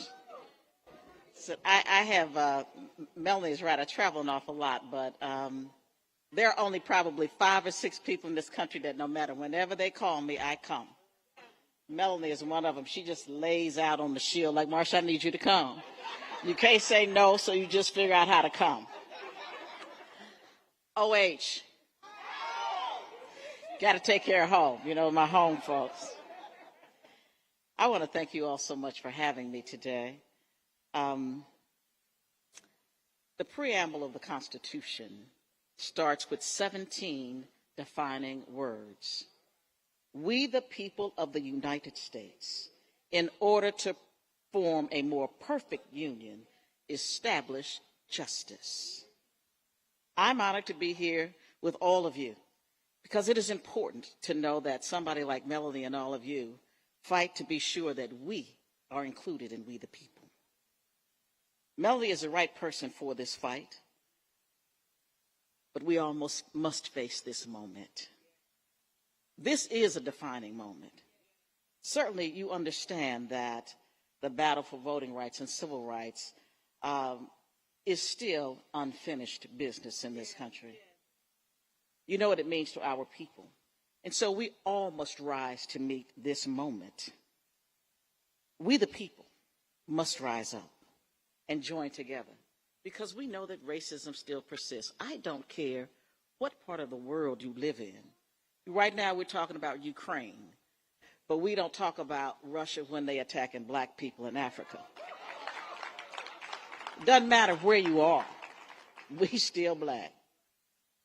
And don't ever forget it. Voter suppression still continues. Economic disparities are on the rise. There is no time. We cannot shrink from undertaking what we must do and stand together. It is our time to show the world once again that we are we the people, and we will not be denied equal protection under the law. I'm going to do my part. That is why at HUD we have made sure that any person in this country who wishes to buy a home can buy one. It's been a long time coming, y'all. I'm at a place where they still redline, where we still discriminate based upon the color of our skin, but it's a new day because it's a new sheriff. More than 50 years after the passage of the Fair Housing Act, access to security and wealth remains persistently unequal. The gap between black and white home ownership is bigger today than it was in 1968 when the Fair Housing Act was passed. But under the Biden-Harris administration, we are really tackling the root causes of discrimination in home ownership. The president asked me to co-chair a task force that is examining racial bias in the appraisal process. Very soon we're going to release that report, but let me just give you an example, and I use my own self as an example. I live in an all-black community, but I live 2 doors from an all-white community. My house is bigger than the house 2 doors from me. My lot is bigger than the house 2 doors from me, but my house is valued at $25,000 less than the house 2 doors from me. And so I lose every 4 or 5 years $100,000 in value and equity in my home, and it's going to stop now.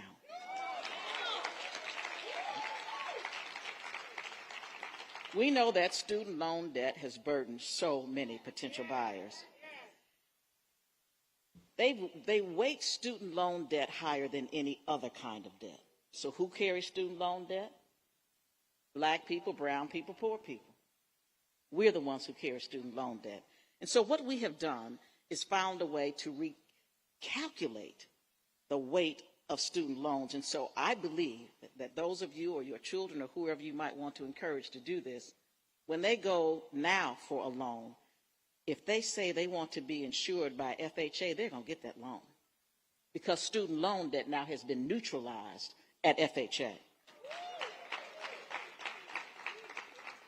We as well took steps to find ways to do down payment assistance. You know, most of our families don't have generational wealth. We don't have parents that'll give us money for a down payment on our houses. But they would say we are not creditworthy. We are creditworthy. We can pay our monthly, we pay monthly rent all the time, on time. So we found a way to help with down payment assistance and extend mortgages from 30 years to 40.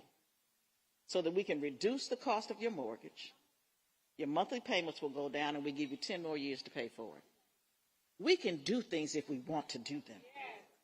And so, listen, before I'm gone, they're going to be trying to figure out what I did when I left here. Because I'm one of these people that I don't ask permission, I ask forgiveness. We also have taken the historic step to make clear to banks and lending institutions that special purpose credit programs that are directed to serve the underserved. You know, they used to think that it was illegal, it was discriminatory, reverse discrimination. But we have made clear to them that it is legal under the Fair Housing Act, and we expect them to use it. We want to be sure that every single person in this country has a fair shot at the American dream. And if true justice is to be established in this nation, then we, the people, must face the truth. We saw the bloody attack that happened on the Edmund Pettus Bridge 57 years ago in an effort to stop us from voting. The truth is they are still trying to stop us from voting.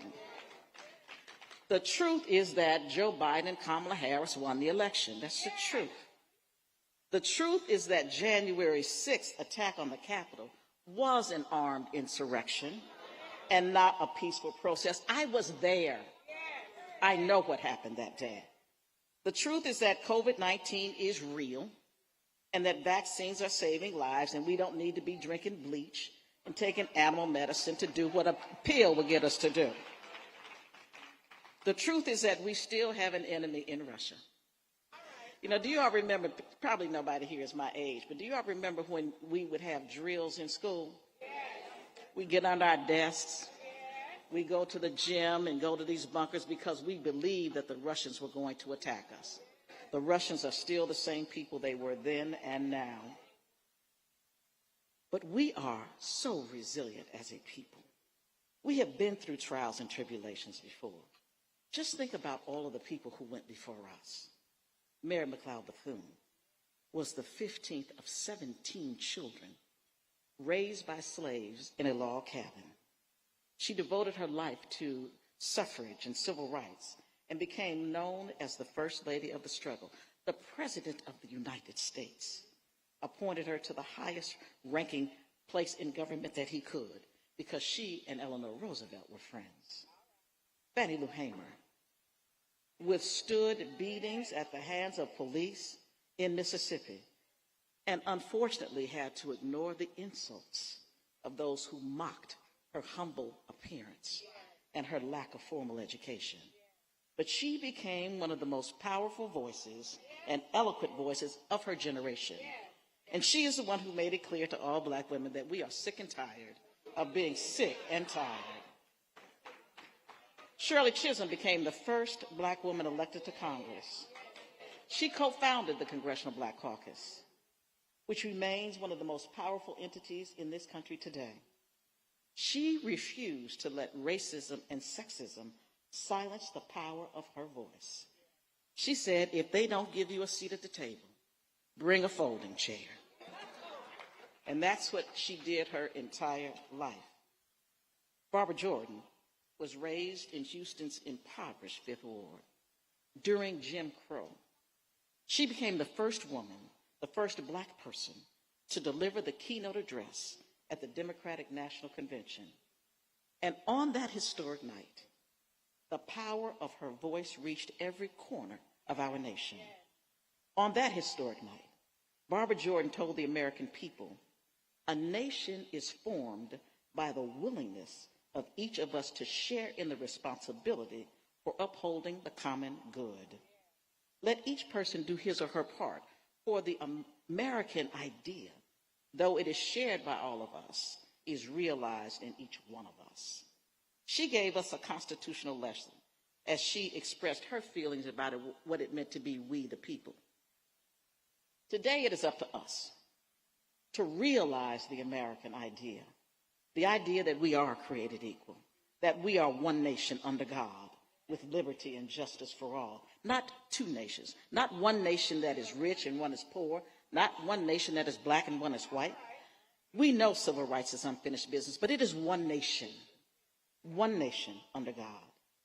Today, we stand on the shoulders of these women who came before us. Certainly, we read about them all the time, but we need to thank them as well because we know that we all drink from wells we did not dig. People who are trying to take away our rights don't know who we are. They don't know where we come from. They don't know what is in us. But they had better learn you do not mess with determined Black women. We are not to be messed with. So we're going to show up at the polls. We're going to do everything we can to remind ourselves that the union is not yet perfect. I am here in pursuit of a more perfect union because in the words of Langston Hughes, I too sing America, land that I love. I too sing America. Thank y'all so much for enjoying me today.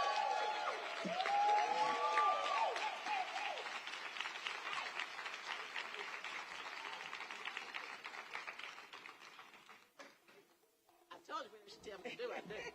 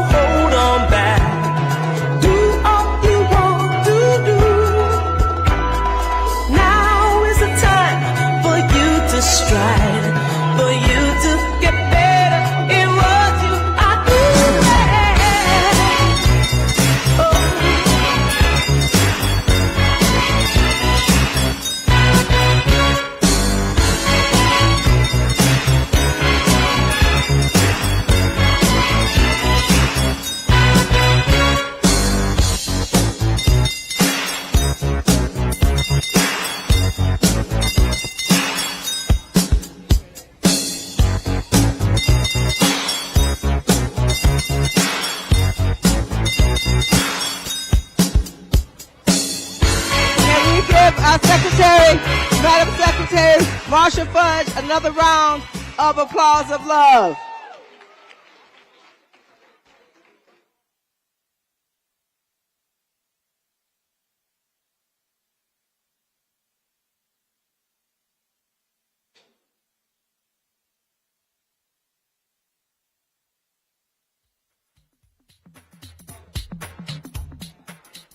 Five-minute stretch break, 5 minutes, and then we have our Assistant Attorney General, Kristen Clark.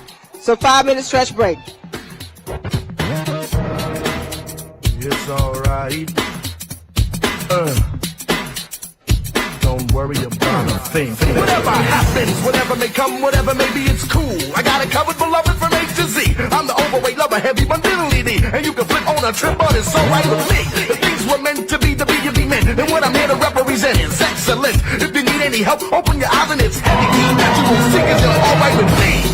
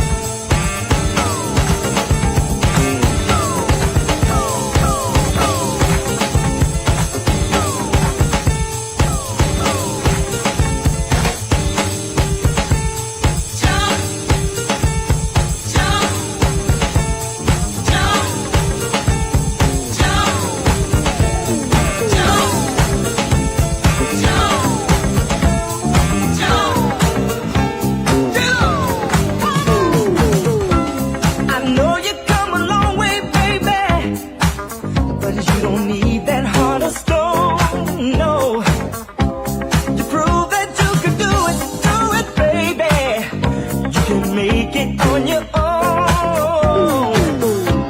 But you can't keep running away from love, 'cause the first one let you down. No, no, no.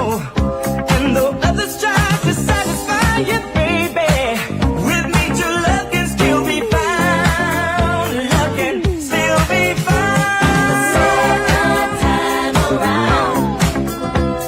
Ooh, the second time is so much better. The second time around. And I make it better than the first time. You know I really love you, and I paid for my mistakes. Yes, I did, girl. The more I try to hide my feelings, baby, this old heart gets in the way, and love won't let me wait. The second time around, girl, with me is better than the first time. The second time around, let's do it one more time. Say it again. The second time around.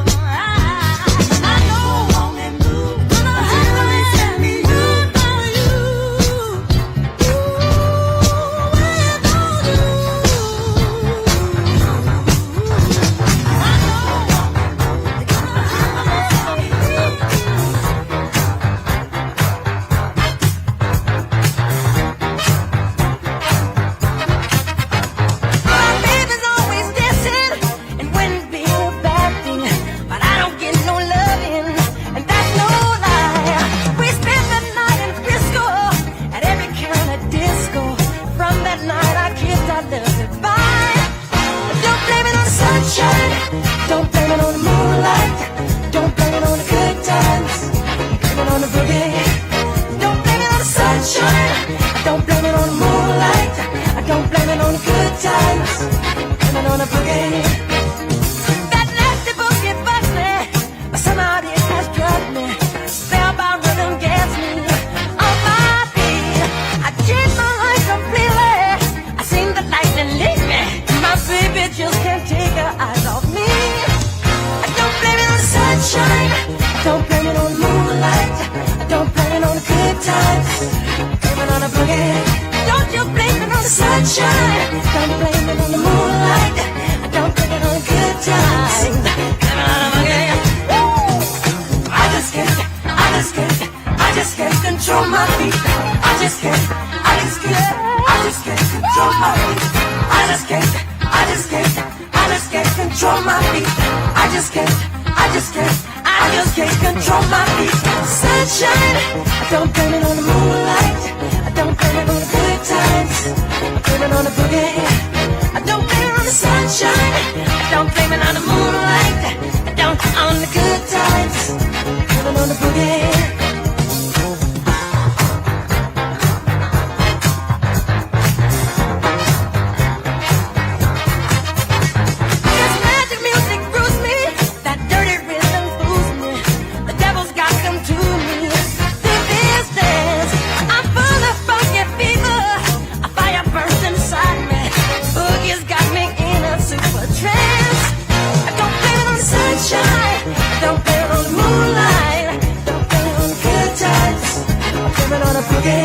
Don't you blame it, sunshine. Don't blame it on the moonlight. Don't blame it on the good times. Blame it on the boogie. Sunshine, moonlight,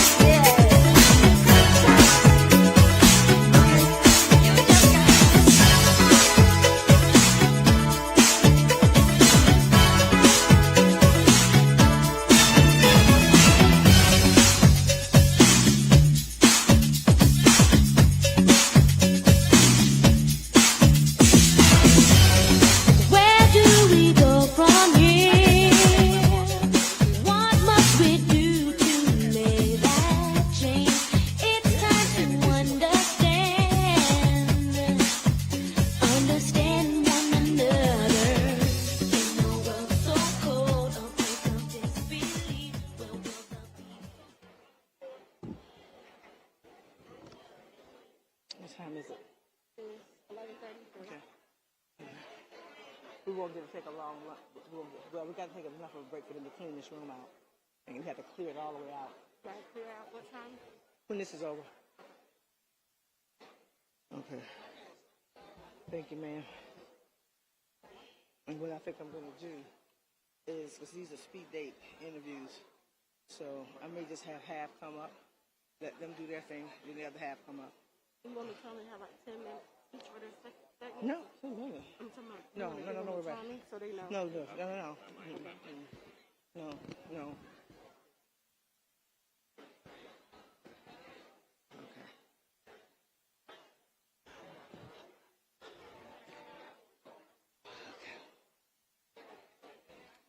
Somebody get some water.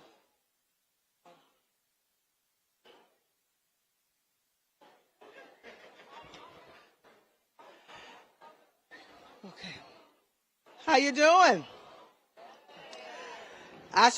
Who made it to the exercise this morning? I need to get there. All right. Shh. Thank you. So look at your neighbor and say, you're a special guest. Look at the other neighbor and say, you're a special guest. But we also have a special guest because of her service to this nation. Is that okay to say that? Special guest. Who, I tell you, it's so good to see you, my sister. Because I know you fighting the fight.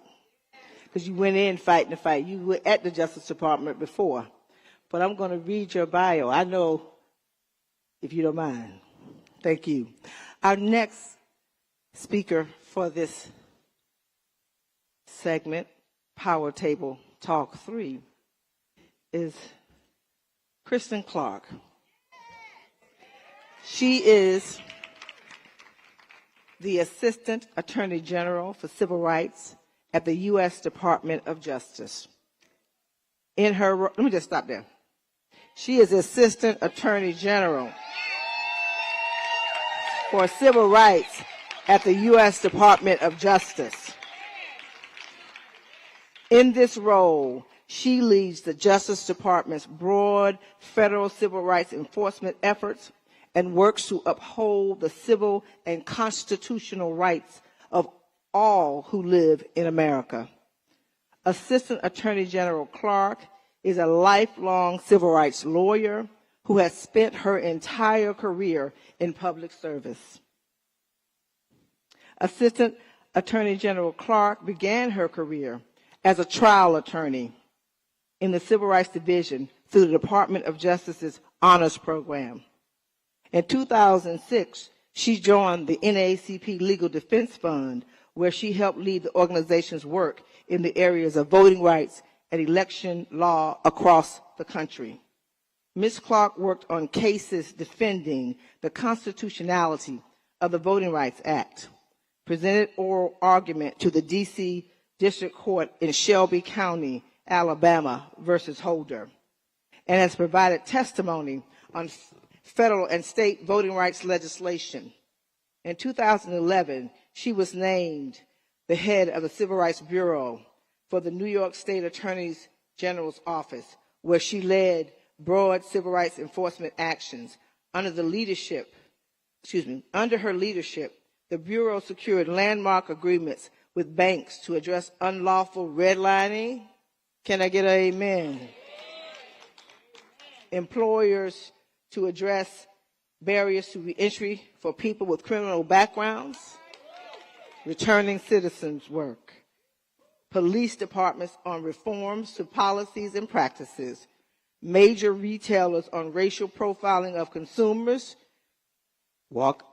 shopping while black, landlords on discriminatory housing policies, school districts concerning issues related to the school to prison pipeline, and more. In 2015, Ms. Clark was named the President and Executive Director of the Lawyers Committee for Civil Rights Under Law, one of the nation's leading civil rights organizations founded at the request of President John F. Kennedy. Therefore, she led the organization's legal work in courts across the country, addressing some of the nation's most complex racial justice and civil rights challenges. Assistant Attorney General Clark was born in Brooklyn, New York. And Brooklyn is in here. After graduating from Coat, am I saying that right? Coat Rosemary Hall, she received her AB from Harvard University and her JD from Columbia Law School. We are so honored to have you. And I know with all of the things that we're going through, I know you're in there fighting every day. Every day. And your resume doesn't even speak to it all. Because I've been in the rooms with you. We've been in the power rooms. I've been in the power rooms. And that's another one. Don't let the smile fool you.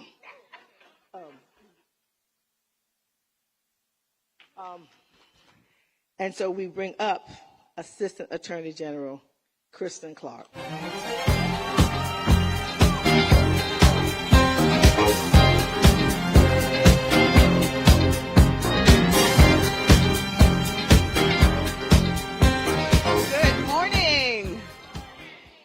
I want to thank Melanie Campbell for her leadership and her tireless advocacy, her friendship and support throughout the years. Thank you, Melanie. I appreciate that kind introduction and the invitation to be here with all of you today. It feels good to be in this room. It's an honor to be here and an honor to be here in person to represent the U.S. Department of Justice today. I am moved by this year's theme of rebuilding hope.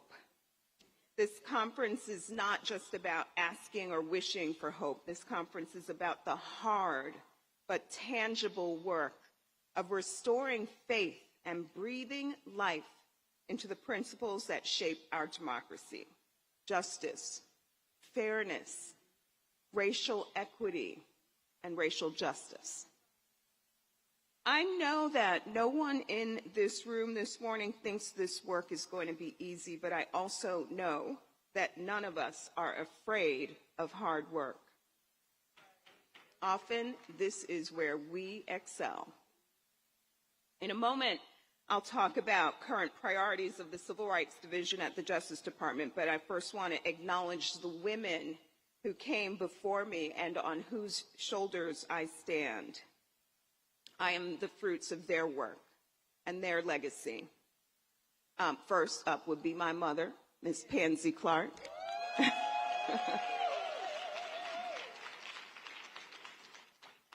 Another of those giants is Constance Baker Motley. Judge Motley was a brilliant lawyer and a key strategist of the civil rights movement who would go on to become the first Black woman to serve as a federal judge. And we also recently learned that she shares a birthday with Judge Ketanji Brown Jackson, nominee to serve as the first Black woman on the U.S. Supreme Court. Judge Motley and I have a little bit in common. We're both the children of Caribbean immigrants. We both grew up in the Northeast. We both graduated from Columbia Law School and worked for the NAACP Legal Defense Fund. But there is one way in which our lives are profoundly different. I was fortunate enough to come up at a time where I could look up to a woman like Judge Motley. She may not have the name recognition of some of the other civil rights leaders, but her work was essential to the movement. She helped to lead the fight to desegregate colleges, public schools, and public amenities. She fought to ensure equal pay for Black teachers. She fought to ensure that Black people could serve on juries. And she fought to protect the right for all Americans to peacefully protest. Judge Motley reflects the legacy of generations of Black women who have been the backbone of our nation's fight for equality. And it is our obligation to carry on that legacy in the work that we all do each and every day. Judge Motley once said, quote, "Any person who does not vote is failing to serve the cause of freedom, her own freedom, her people's freedom, and her country's freedom." I think by extension, failing to protect and promote our right to vote is failing our country's fundamental ideal of freedom. The Justice Department is committed to ensuring that all eligible voters across our country can cast a vote, that all lawful votes are counted, and that every voter will have voice in our democracy. We will continue, yes. We will continue for every day that I am in this role to fight to ensure that we are protecting the right to vote.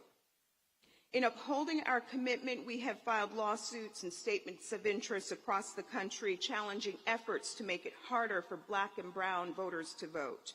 We've taken action in states such as Louisiana, Georgia, Texas, New York, New Jersey, Florida, and we will not stop doing all that we can to safeguard the right to vote. We've also recently issued guidance documents which provide our formal legal interpretation of certain voting rights laws. We are monitoring redistricting efforts across the country and more. We are committed to using every tool in our arsenal to stand up for the right to vote. But I have to admit that we are fighting without one of our most effective tools.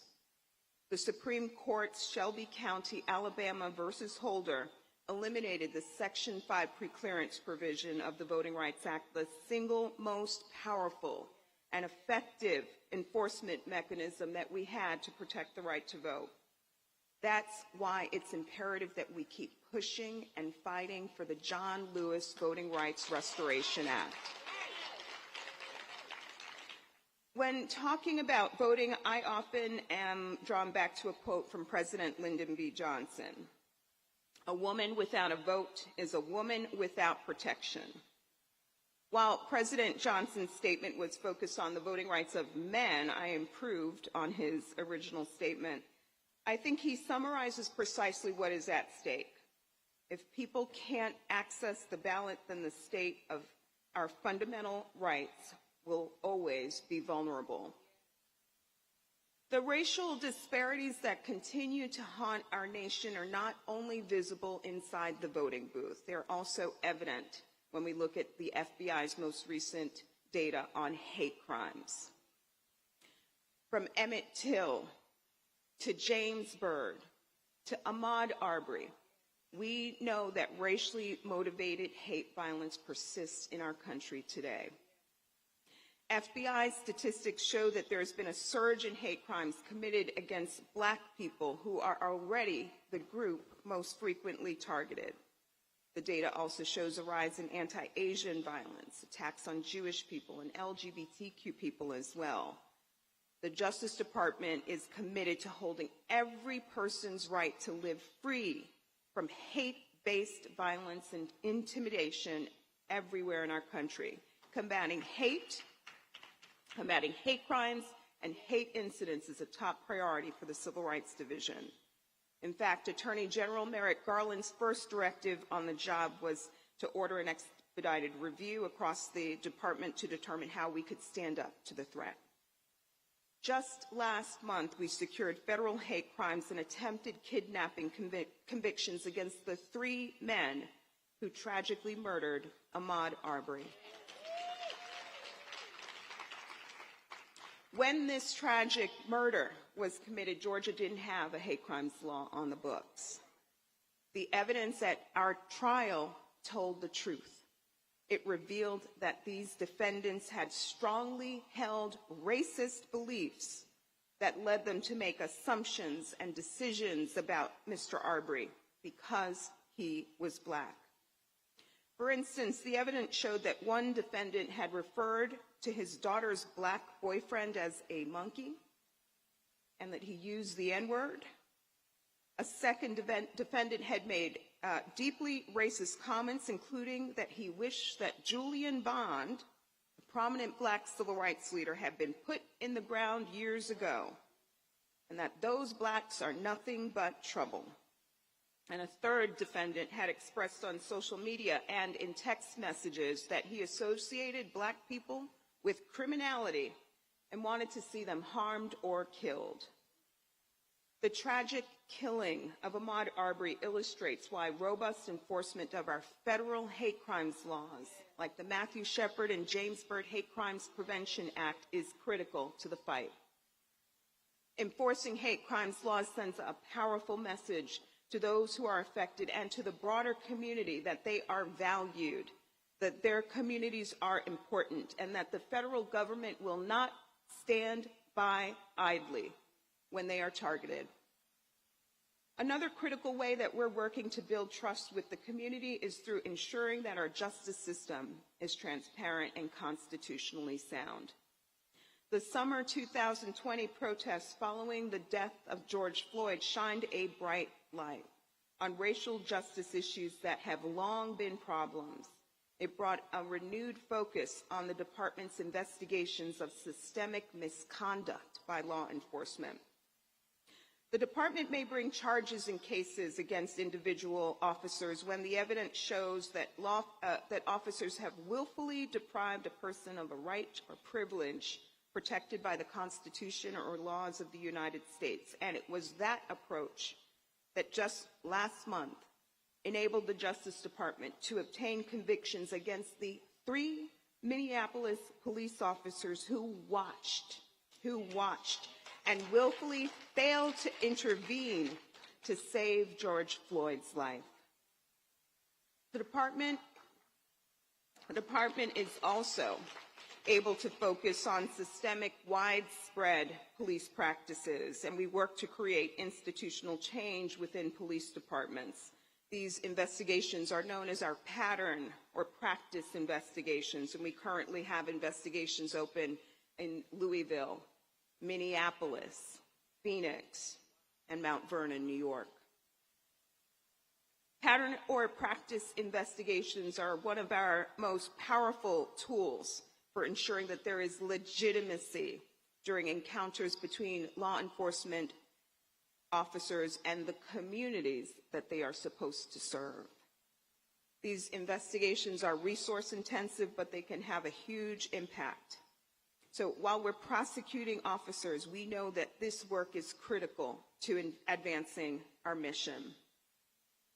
We're also committed to protecting against racial and sex discrimination.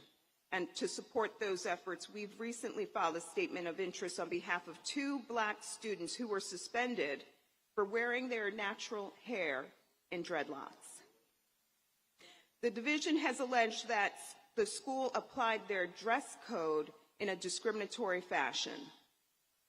We will continue to file statements of interest to ensure that nobody experiences discrimination on the basis of how they choose to wear their hair. We're also dedicated to ensuring economic justice by enforcing our laws that ensure fair housing, equal employment opportunity, and standing up for the rights of people with disabilities. Just last month, we filed another statement of interest in an ongoing lawsuit where the plaintiffs, a Black couple, sought to refinance their home. When the appraiser visited their home the first time, it was valued around $1 million. However, a few weeks later, they had their house reappraised, but this time with their white friend posing as the homeowner. The same exact house was now appraised nearly $500,000 more. This kind of discrimination is prohibited under the Fair Housing Act, and the division is determined to stand up and protect communities of color across our country to ensure economic justice. In furtherance of that goal, I am proud to work for the division and advance our work to ensure fair lending by banks and lending institutions. We know that the problem of redlining persists across our country. As many of you know, redlining happens when lenders refuse to offer loans or credit services to individuals in a neighborhood because of the race or national origin of its residents. It's a major historic and present-day driver of inequality. The term redlining originates with actual red lines drawn on maps that identified predominantly Black neighborhoods as, quote, hazardous. This started in the 1930s. Government-sponsored programs fueled early redlining, and private lenders used these maps and related practices to deny credit to neighborhoods because of their racial demographics. This formalized a system that significantly limited homeownership opportunities for communities of color across our country. Our federal laws, like the Fair Housing Act and the Equal Credit Opportunity Act and the Community Reinvestment Act, were intended to help address this history of housing segregation and discriminatory lending practices. We know that the battle to combat redlining is ongoing, and we stand on the front lines of this work. That's why the Justice Department launched a new initiative to investigate banks and lenders across the country to analyze where they are engaged in unlawful redlining today. The Combating Redlining Initiative represents our most aggressive and coordinated effort yet to stand up to this threat. To date, we have resolved redlining allegations against Trustmark National Bank in Memphis, Cadence Bank in Houston, and we are pressing on in the fight. Collectively, these two banks will invest over $10 million to increase credit opportunities to residents of impacted neighborhoods. We're partnering with U.S. attorneys' offices across the country, and we're going to keep our foot on the gas to stamp out unlawful modern-day redlining. As I close, I want to thank you again for having me here to speak with you this morning, and I want to end how I started, by lifting up the salient words of Judge Motley, who remains a shero to many of us. When asked how she felt having to face so many systemic and institutional obstacles, she said, quote, "The lack of encouragement never deterred me. I was the kind of person who would not be put down." Let us continue on in that spirit. Thank you again for having me here today.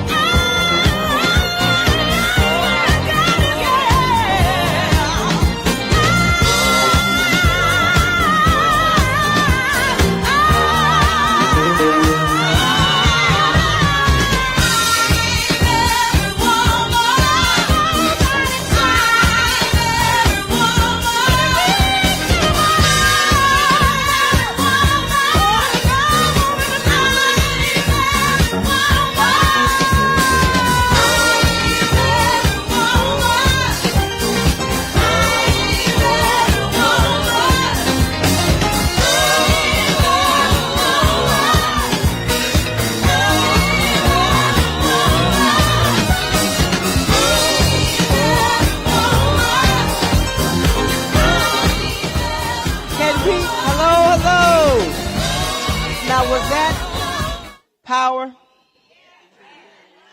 I felt the justice. I know we may not be getting all the legislation moved, but we have to, don't forget, we have Kristen Clark, Assistant Attorney General, Civil Rights Division. Give her a round of applause again.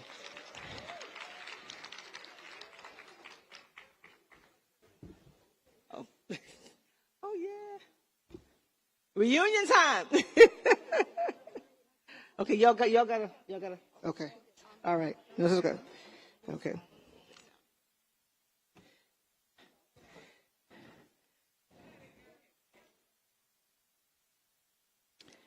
Give her one more round of applause and thanking her of love.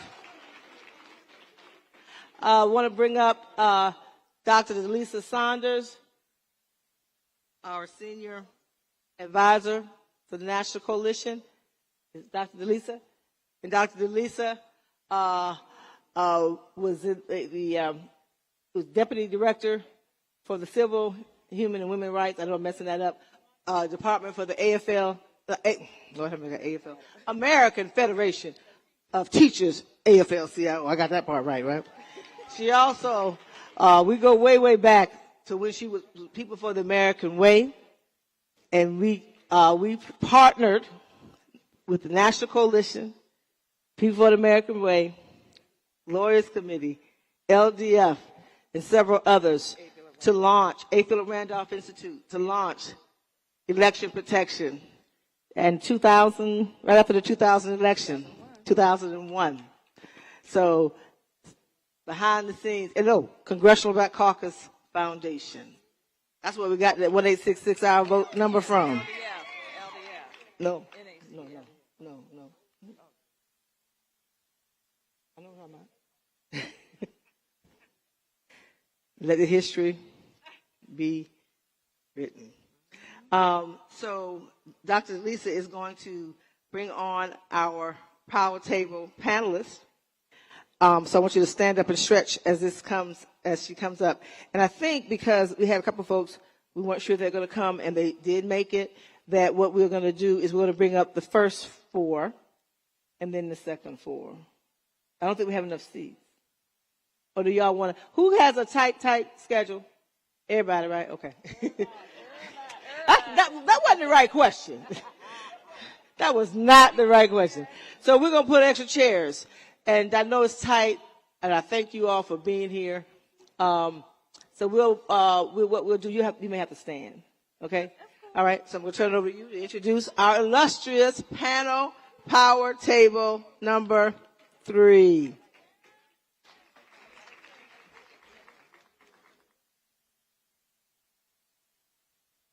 Sisters, leaders, take your seat. Come take your seat. Come take your seat, please. We have 7 seats for 7 beautiful Black women. Yes. Ooh. This is a fashion show, too. Lord have mercy. Ooh. Do we have enough seats?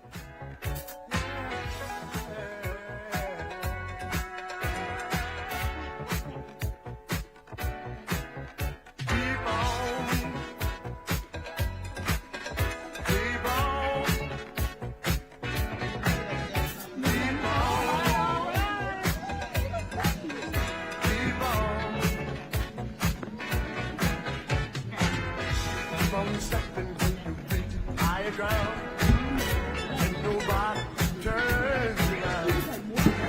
Step on up, you can claim the highest star. Straight ahead. Y'all ready to have your dessert before you have your lunch? Because this is going to be a treat.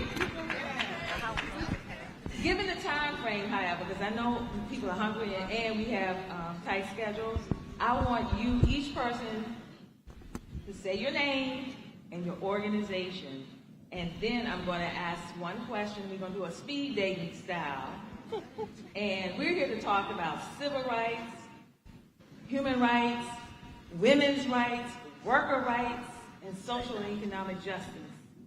Based on your area of expertise and your organization's power and strength, which one of these issues do you believe we, Black Women's Roundtable, should focus on for the year? And why? Got it? All right. Queen. Oh, hi. Can I borrow that? My name is Joy Cheney, and I'm a mentee of Melanie Campbell.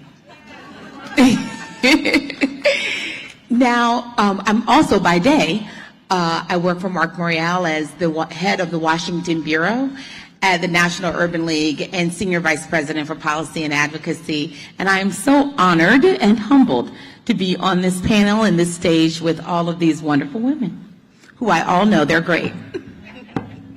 Thank you, Joy. Good morning, or good afternoon. I'm Jocelyn Fry. I'm the president at the National Partnership for Women and Families, and it's great to be here with all of you. Hi, everyone. Good morning. I'm Fatima Goss-Graves. I'm president at the National Women's Law Center in D.C. It's good to be with you. Hi, everyone. My name is Mary Pat Hector. I am a part of Black Youth Vote out of the state of Georgia under the leadership of Helen Butler and the Georgia Coalition for the People's Agenda. Good morning, afternoon, whatever it is. Welcome to gorgeous Prince George's County.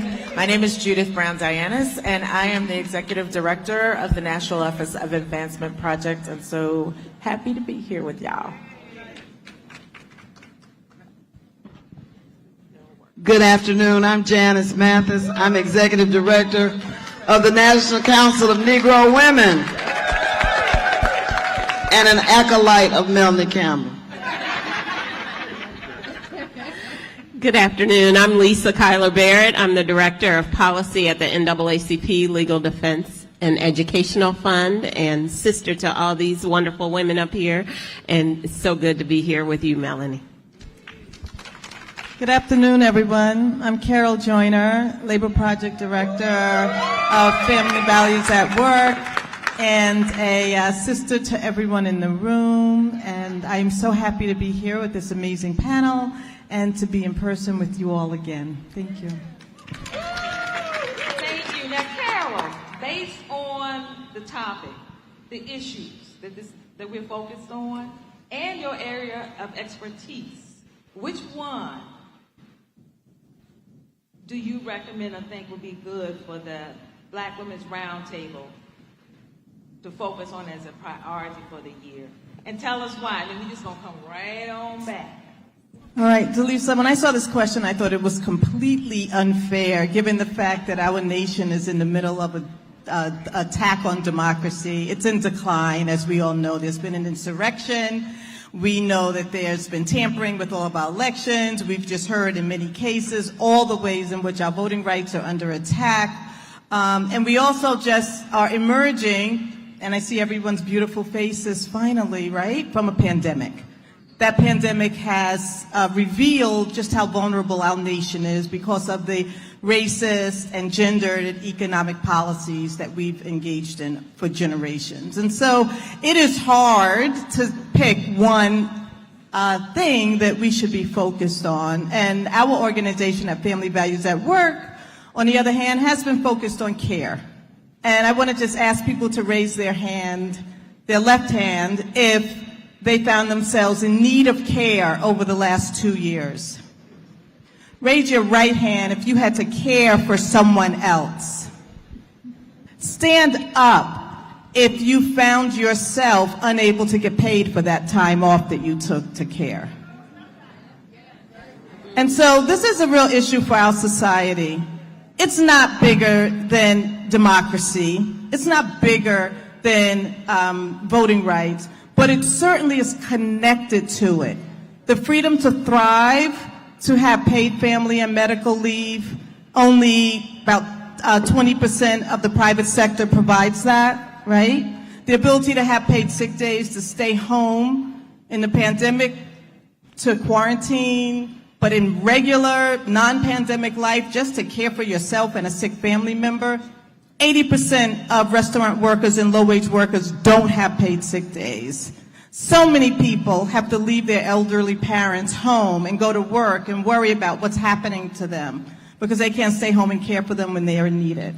And so this is a real issue in general connected to our democracy. The freedom to thrive in America is under attack if we don't have the right to care for one another. If we don't have the right and the time to take off and actually recover from childbirth, and then provide that child with the needed care over a period of time until they're ready, until you can leave them. 12 weeks, 18 weeks, in some countries it's years with pay. And so it's time for us to say the pandemic has happened. We had a poor care institution that basically is based on the remnants of slavery, right? That's where it was birthed, right? You should care for these people because we're requiring you to care for these people, as opposed to you should care for your loved ones.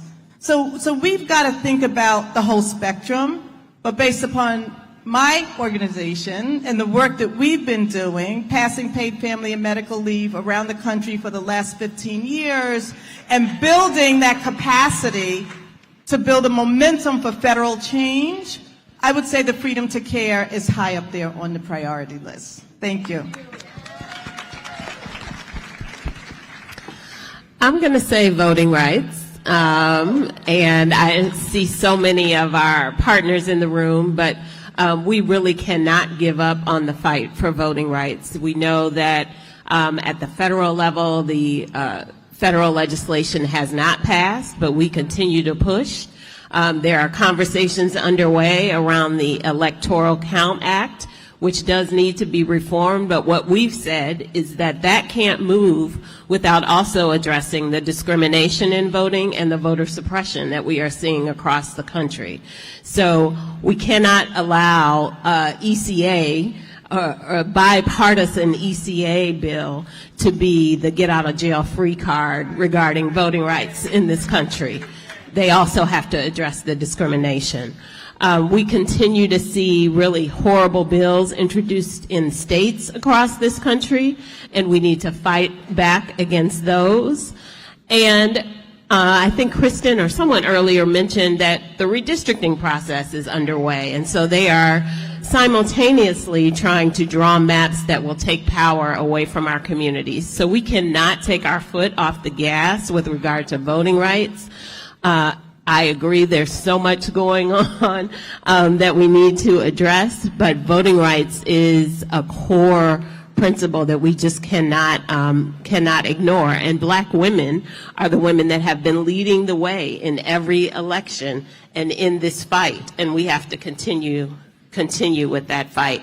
I also want to make sure that we think about what's going to happen as election administrators begin to resign and more partisan individuals begin to take those spots. So we need to start thinking about ourselves serving in those capacities and making sure that we are paying attention to who is being placed in those positions and lifting our voice in that effort. So not just paying attention to the higher level offices, but the secretaries of state, the board of commissioners. It's so good to see Helen Butler here, and I know she has a story to tell about what has happened in Georgia, but we need to make sure that we're paying attention to who's being put in charge of these elections, and that we link January 6th to the voting suppression that has happened across this country. It is not just an individual one-off thing. It is part of the arc of voter suppression in this country.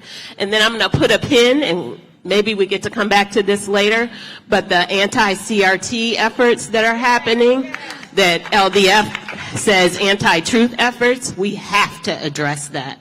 The attempt to erase our history just cannot happen.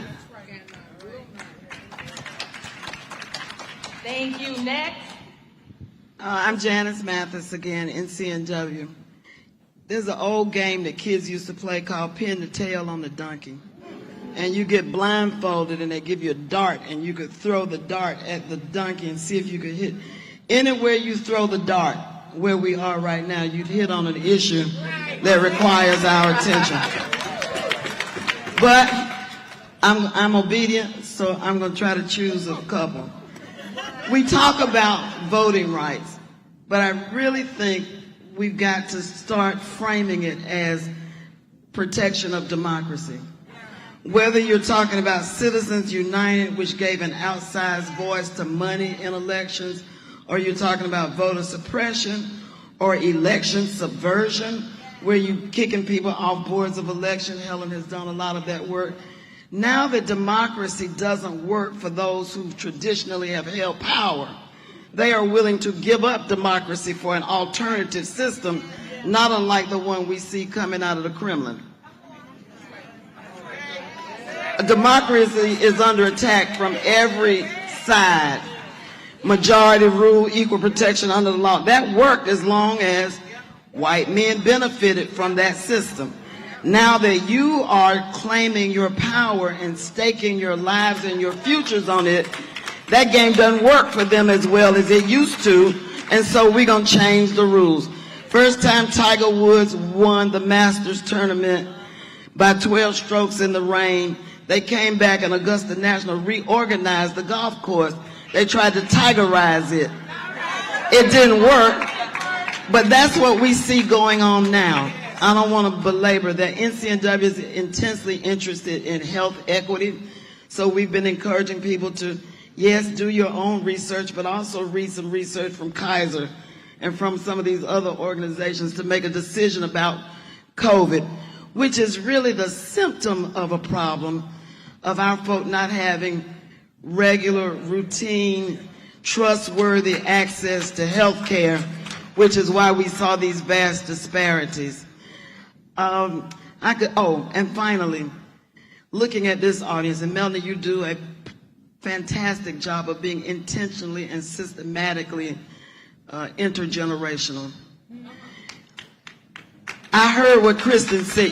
I heard what Kristen said about doing away with student loan debt, and I'm 100% for that. But student loan debt shouldn't exist in the way it does now to begin with. We have commoditized higher education and made it like having some red bottoms or something. Education is not even primarily for the person who receives it. It's for the community and the society that receives. The reason we had so many Trumpites is because we don't have enough education. What are the Russians doing? Maybe it's easy if we look abroad and we see, what's the first thing Putin is doing to his folk? Disinformation. And I put the mic down. It's so funny that Janice started off saying how obedient she was. So most people would know Advancement Project does a lot of voting rights work. And so I will double click on the voting rights piece and say one of the most nefarious things that is happening is the replacement of the people who run elections by partisan people. I also want to highlight that there are 17 states where in Secretary of State's races, people who are endorsers of the big lie and who are QAnon people are running for Secretary of State, where it means they will be running the elections apparatus. And so that is something we have to, but I'm sorry, so that's actually was not the issue I was going to talk. I really wanted to throw y'all for a loop because I'm not going to talk about voting rights. I want to talk about policing. In 2020, tens of millions of people, especially our people, took to the streets because we had had enough. We saw what happened to George Floyd and Breonna Taylor and so many others. Tens of millions across the globe. And now the issue has seemingly gone away. And instead, what we are now getting is conversation that we saw in the 1990s around law and order. And we know that when they talk about law and order, they're talking about us. And they're coming for us again. Mass incarceration, black people are the mass in mass incarceration. And when we see this conversation about policing rising up again and them telling us that there's a rise in crime and that we have to get serious and we need more money and we need to refund the police and give more money to the police for the same old stuff that they've already been doing for decades and hundreds of years that has hurt our communities, we need to call the question about whether or not this is the right approach. And what I want to leave you all with, sisters, that we need to reimagine what public safety means. Because we need to get to the root causes. Giving more money to the police does not solve mental health issues, does not provide housing for the people who are locked up because of vagrancy laws, for the mother who steals a bottle of Similac or a can of Similac because she can't feed her baby, for the bounce check because somebody didn't have money to pay their mortgage. So we have to get at root causes and stop thinking that we can police our way out of all of these issues and instead think about funding us and our futures and our communities. I don't even know how I can follow that. But what I will say is voting rights. At the Georgia Coalition for the People's Agenda, as well as Black Youth Vote, we believe in participation 365 days a year. And one of our biggest goals is to ensure that young people remain one of the strongest electorates. During the 2016 election, you saw a huge influx of young people showing up, participating in the polls, and then in 2018, that decreased tremendously, and you lost important states like Georgia and others. Well, we are coming on into another important election season, which is 2022, and during the 2021 election, you saw 75 proposed bills in January. Following the 2020 election in January, you saw many proposed bills, about 75. Well, now this past January in 2022, you saw 275 proposed bills to pretty much suppress marginalized voters in this country. And when we think about issues like student loan debt, policing, and others, really policy is at the center, and who we vote to represent us, that comes from our voting rights. And they're trying to take that away from us. And so at Black Youth Vote, we're trying to not only encourage our young people to participate in elections and register voters, but also we're trying to teach them the importance of policy, right? And the importance of holding elected officials accountable. Right now, we are seeing a lot of pushback from our peers because they feel like we show up, but then what? So now it's up to us to ensure that they are still showing up, but that we're also encouraging them to hold these elected officials accountable so that we can get policing, so that we can get free education, free college, student loan forgiveness, and others. So we feel like voting rights is at the center. I think I'm going to build on voting rights and talk a little bit about what happens when you suppress the vote, when you gerrymander, and you have a minority rule. And that is what's happening increasingly around this country. And one of the ways they use that unearned power is to restrict access to reproductive health care, is to make the agenda about penalizing and demonizing LGBTQ youth.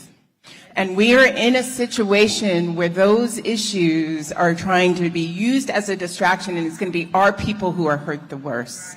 It's our people who aren't going to be able to scramble together to get the resources to leave the state so that they can get the care they want and need. It's our people whose children are going to be taken out of their homes. It's not going to be white people whose children are taken out of their homes because you have a queer kid.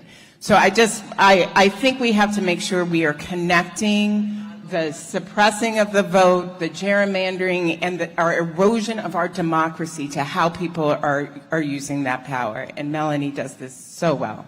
Thank you. I'm just going to pick up where Fatima left off. And what I would say is that on whatever issue you work on when you leave here, it likely disproportionately affects Black women. And, I work on women's rights, but truthfully, we work on all those issues, right? Like, it's hard to isolate one issue. But what I would say is that more often than not, when people are talking about voting, whether they're talking about health care, whether they're talking about women's rights, they usually forget to look more closely and more deeply at the unique experiences of Black women. We have the tendency to think about gender as mostly white women. We have a tendency to think about race without thinking about the intersection of gender.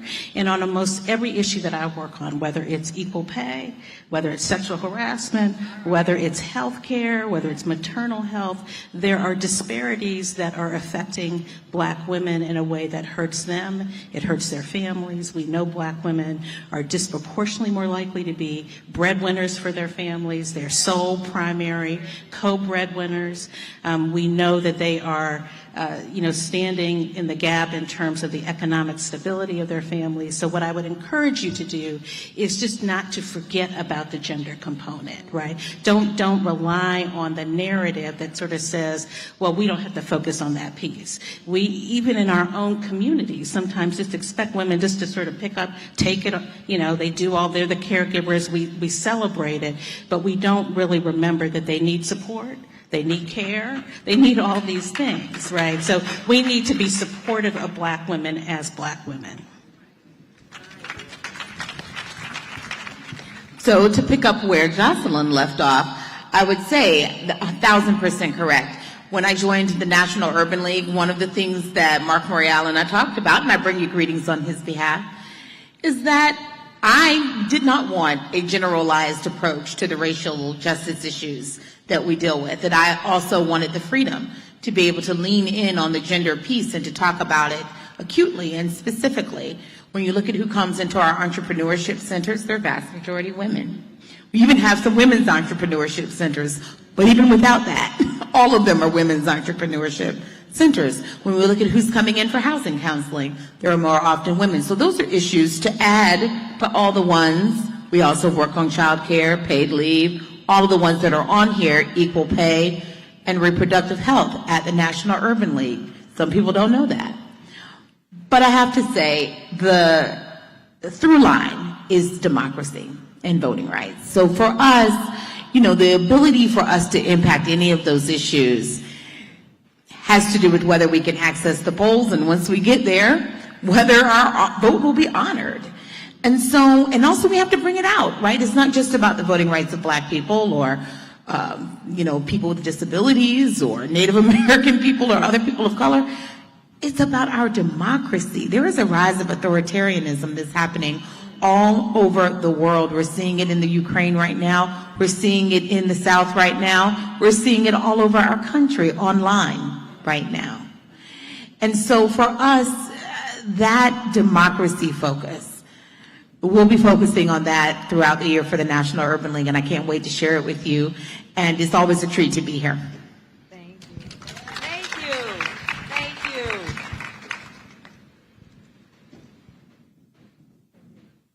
Okay, we have about 2 minutes left, which means the last question was, we are in this historic moment. You got 5. Oh, whoa. We got 5. This historic moment of having the first Black woman on the Supreme Court. 3 to 5 words. How do you feel? How does that make you feel? Words. And 3 to 5. What 3 to 5 words capture this moment? And if your spirit were to speak right now, what would it say?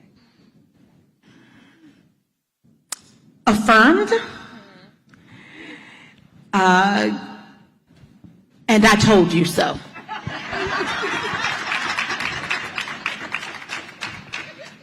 I would just say long overdue, and she will be confirmed. Joyful and ready to fight for her. Proud, and we will continue to trust Black women. As a Black woman lawyer, beside myself.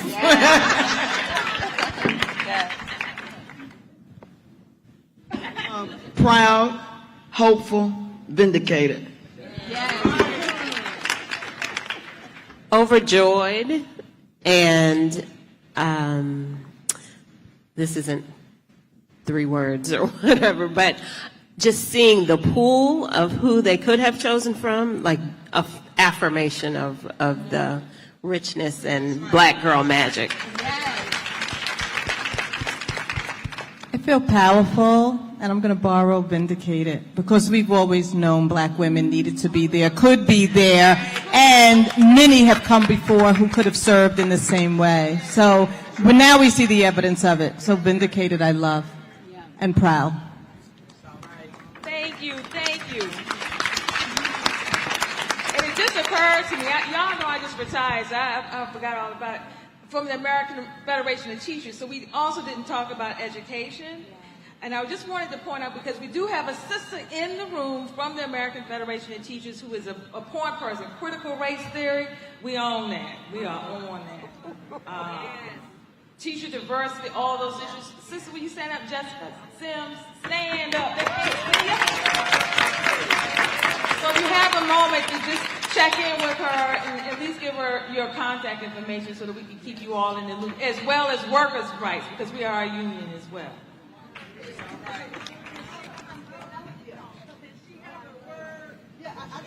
She got a word. Come on up here and get your word. Oh, give me the mic.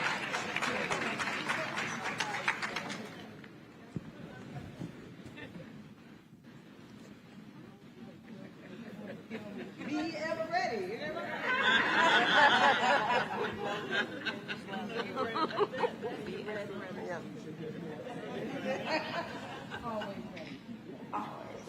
Good morning, sisters. It is such a privilege and an honor to be here representing 1.7 million members of the American Federation of Teachers. Our union fights specifically for justice and equity for our babies and our communities all across this country, and all of the things that you all mentioned here today. We are carrying that work forward at the AFT and the Human and Civil Rights Department. We do community engagement throughout this country, and some of those big platform issues that Dr. Saunders just mentioned, as far as Black women's equal pay, equity, Black women's maternal health. We know that we fare harshest in some of those numbers and statistics, and so we're carrying that work forward. And we thank you all for being here and being a part of this and this work that Melanie has started and begun many, many years ago. So I thank you as being a young woman in this work to look at you all and to just look at the example that you all are doing in the communities. And so it helps fuel that work. It is being done. As y'all know, it is hard work, but we will continue to do it to fight for a better tomorrow. So thank y'all for letting us be here, and it is an honor and a privilege to be in this room, in this space.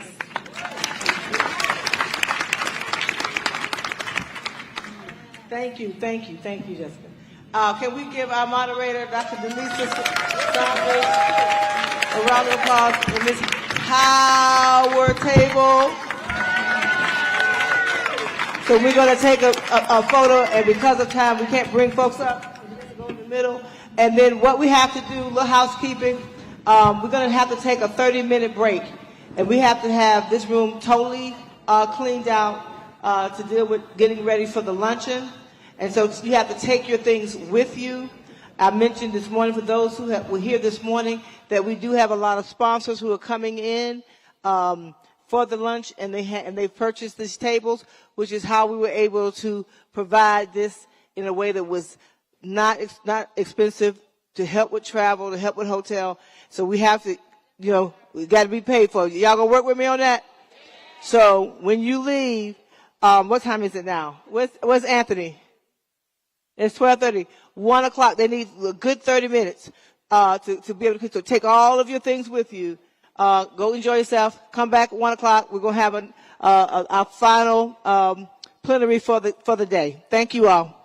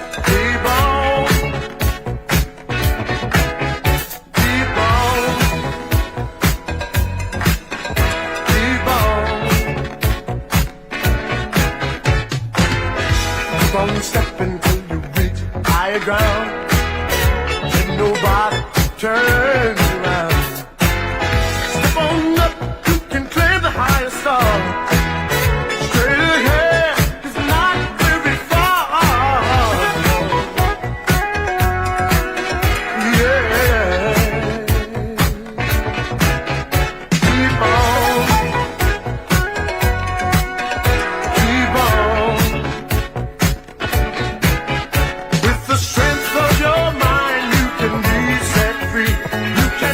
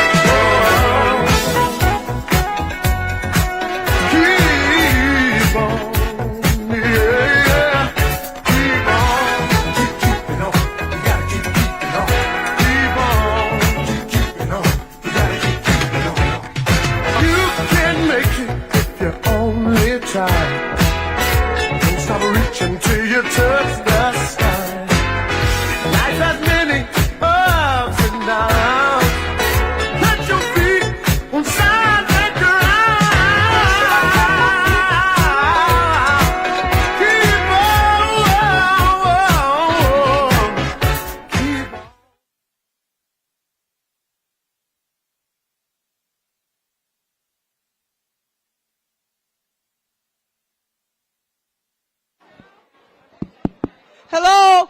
Ladies, shh. You have to go out of the room, ladies. Please help me out. They have to sweep and clean this room. Please go out, enjoy that big old huge hotel lobby. Go to the room, take a break. Ladies, please help me out. We got to turn this room around in 30 minutes. Please take everything. Do not leave anything in the chair. Take everything. Everything.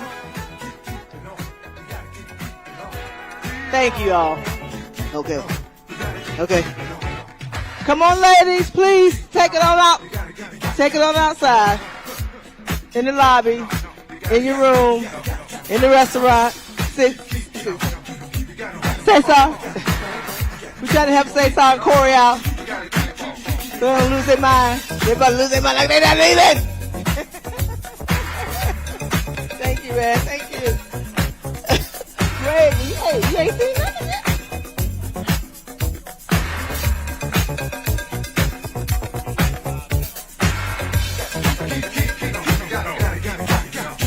Andrew, yes.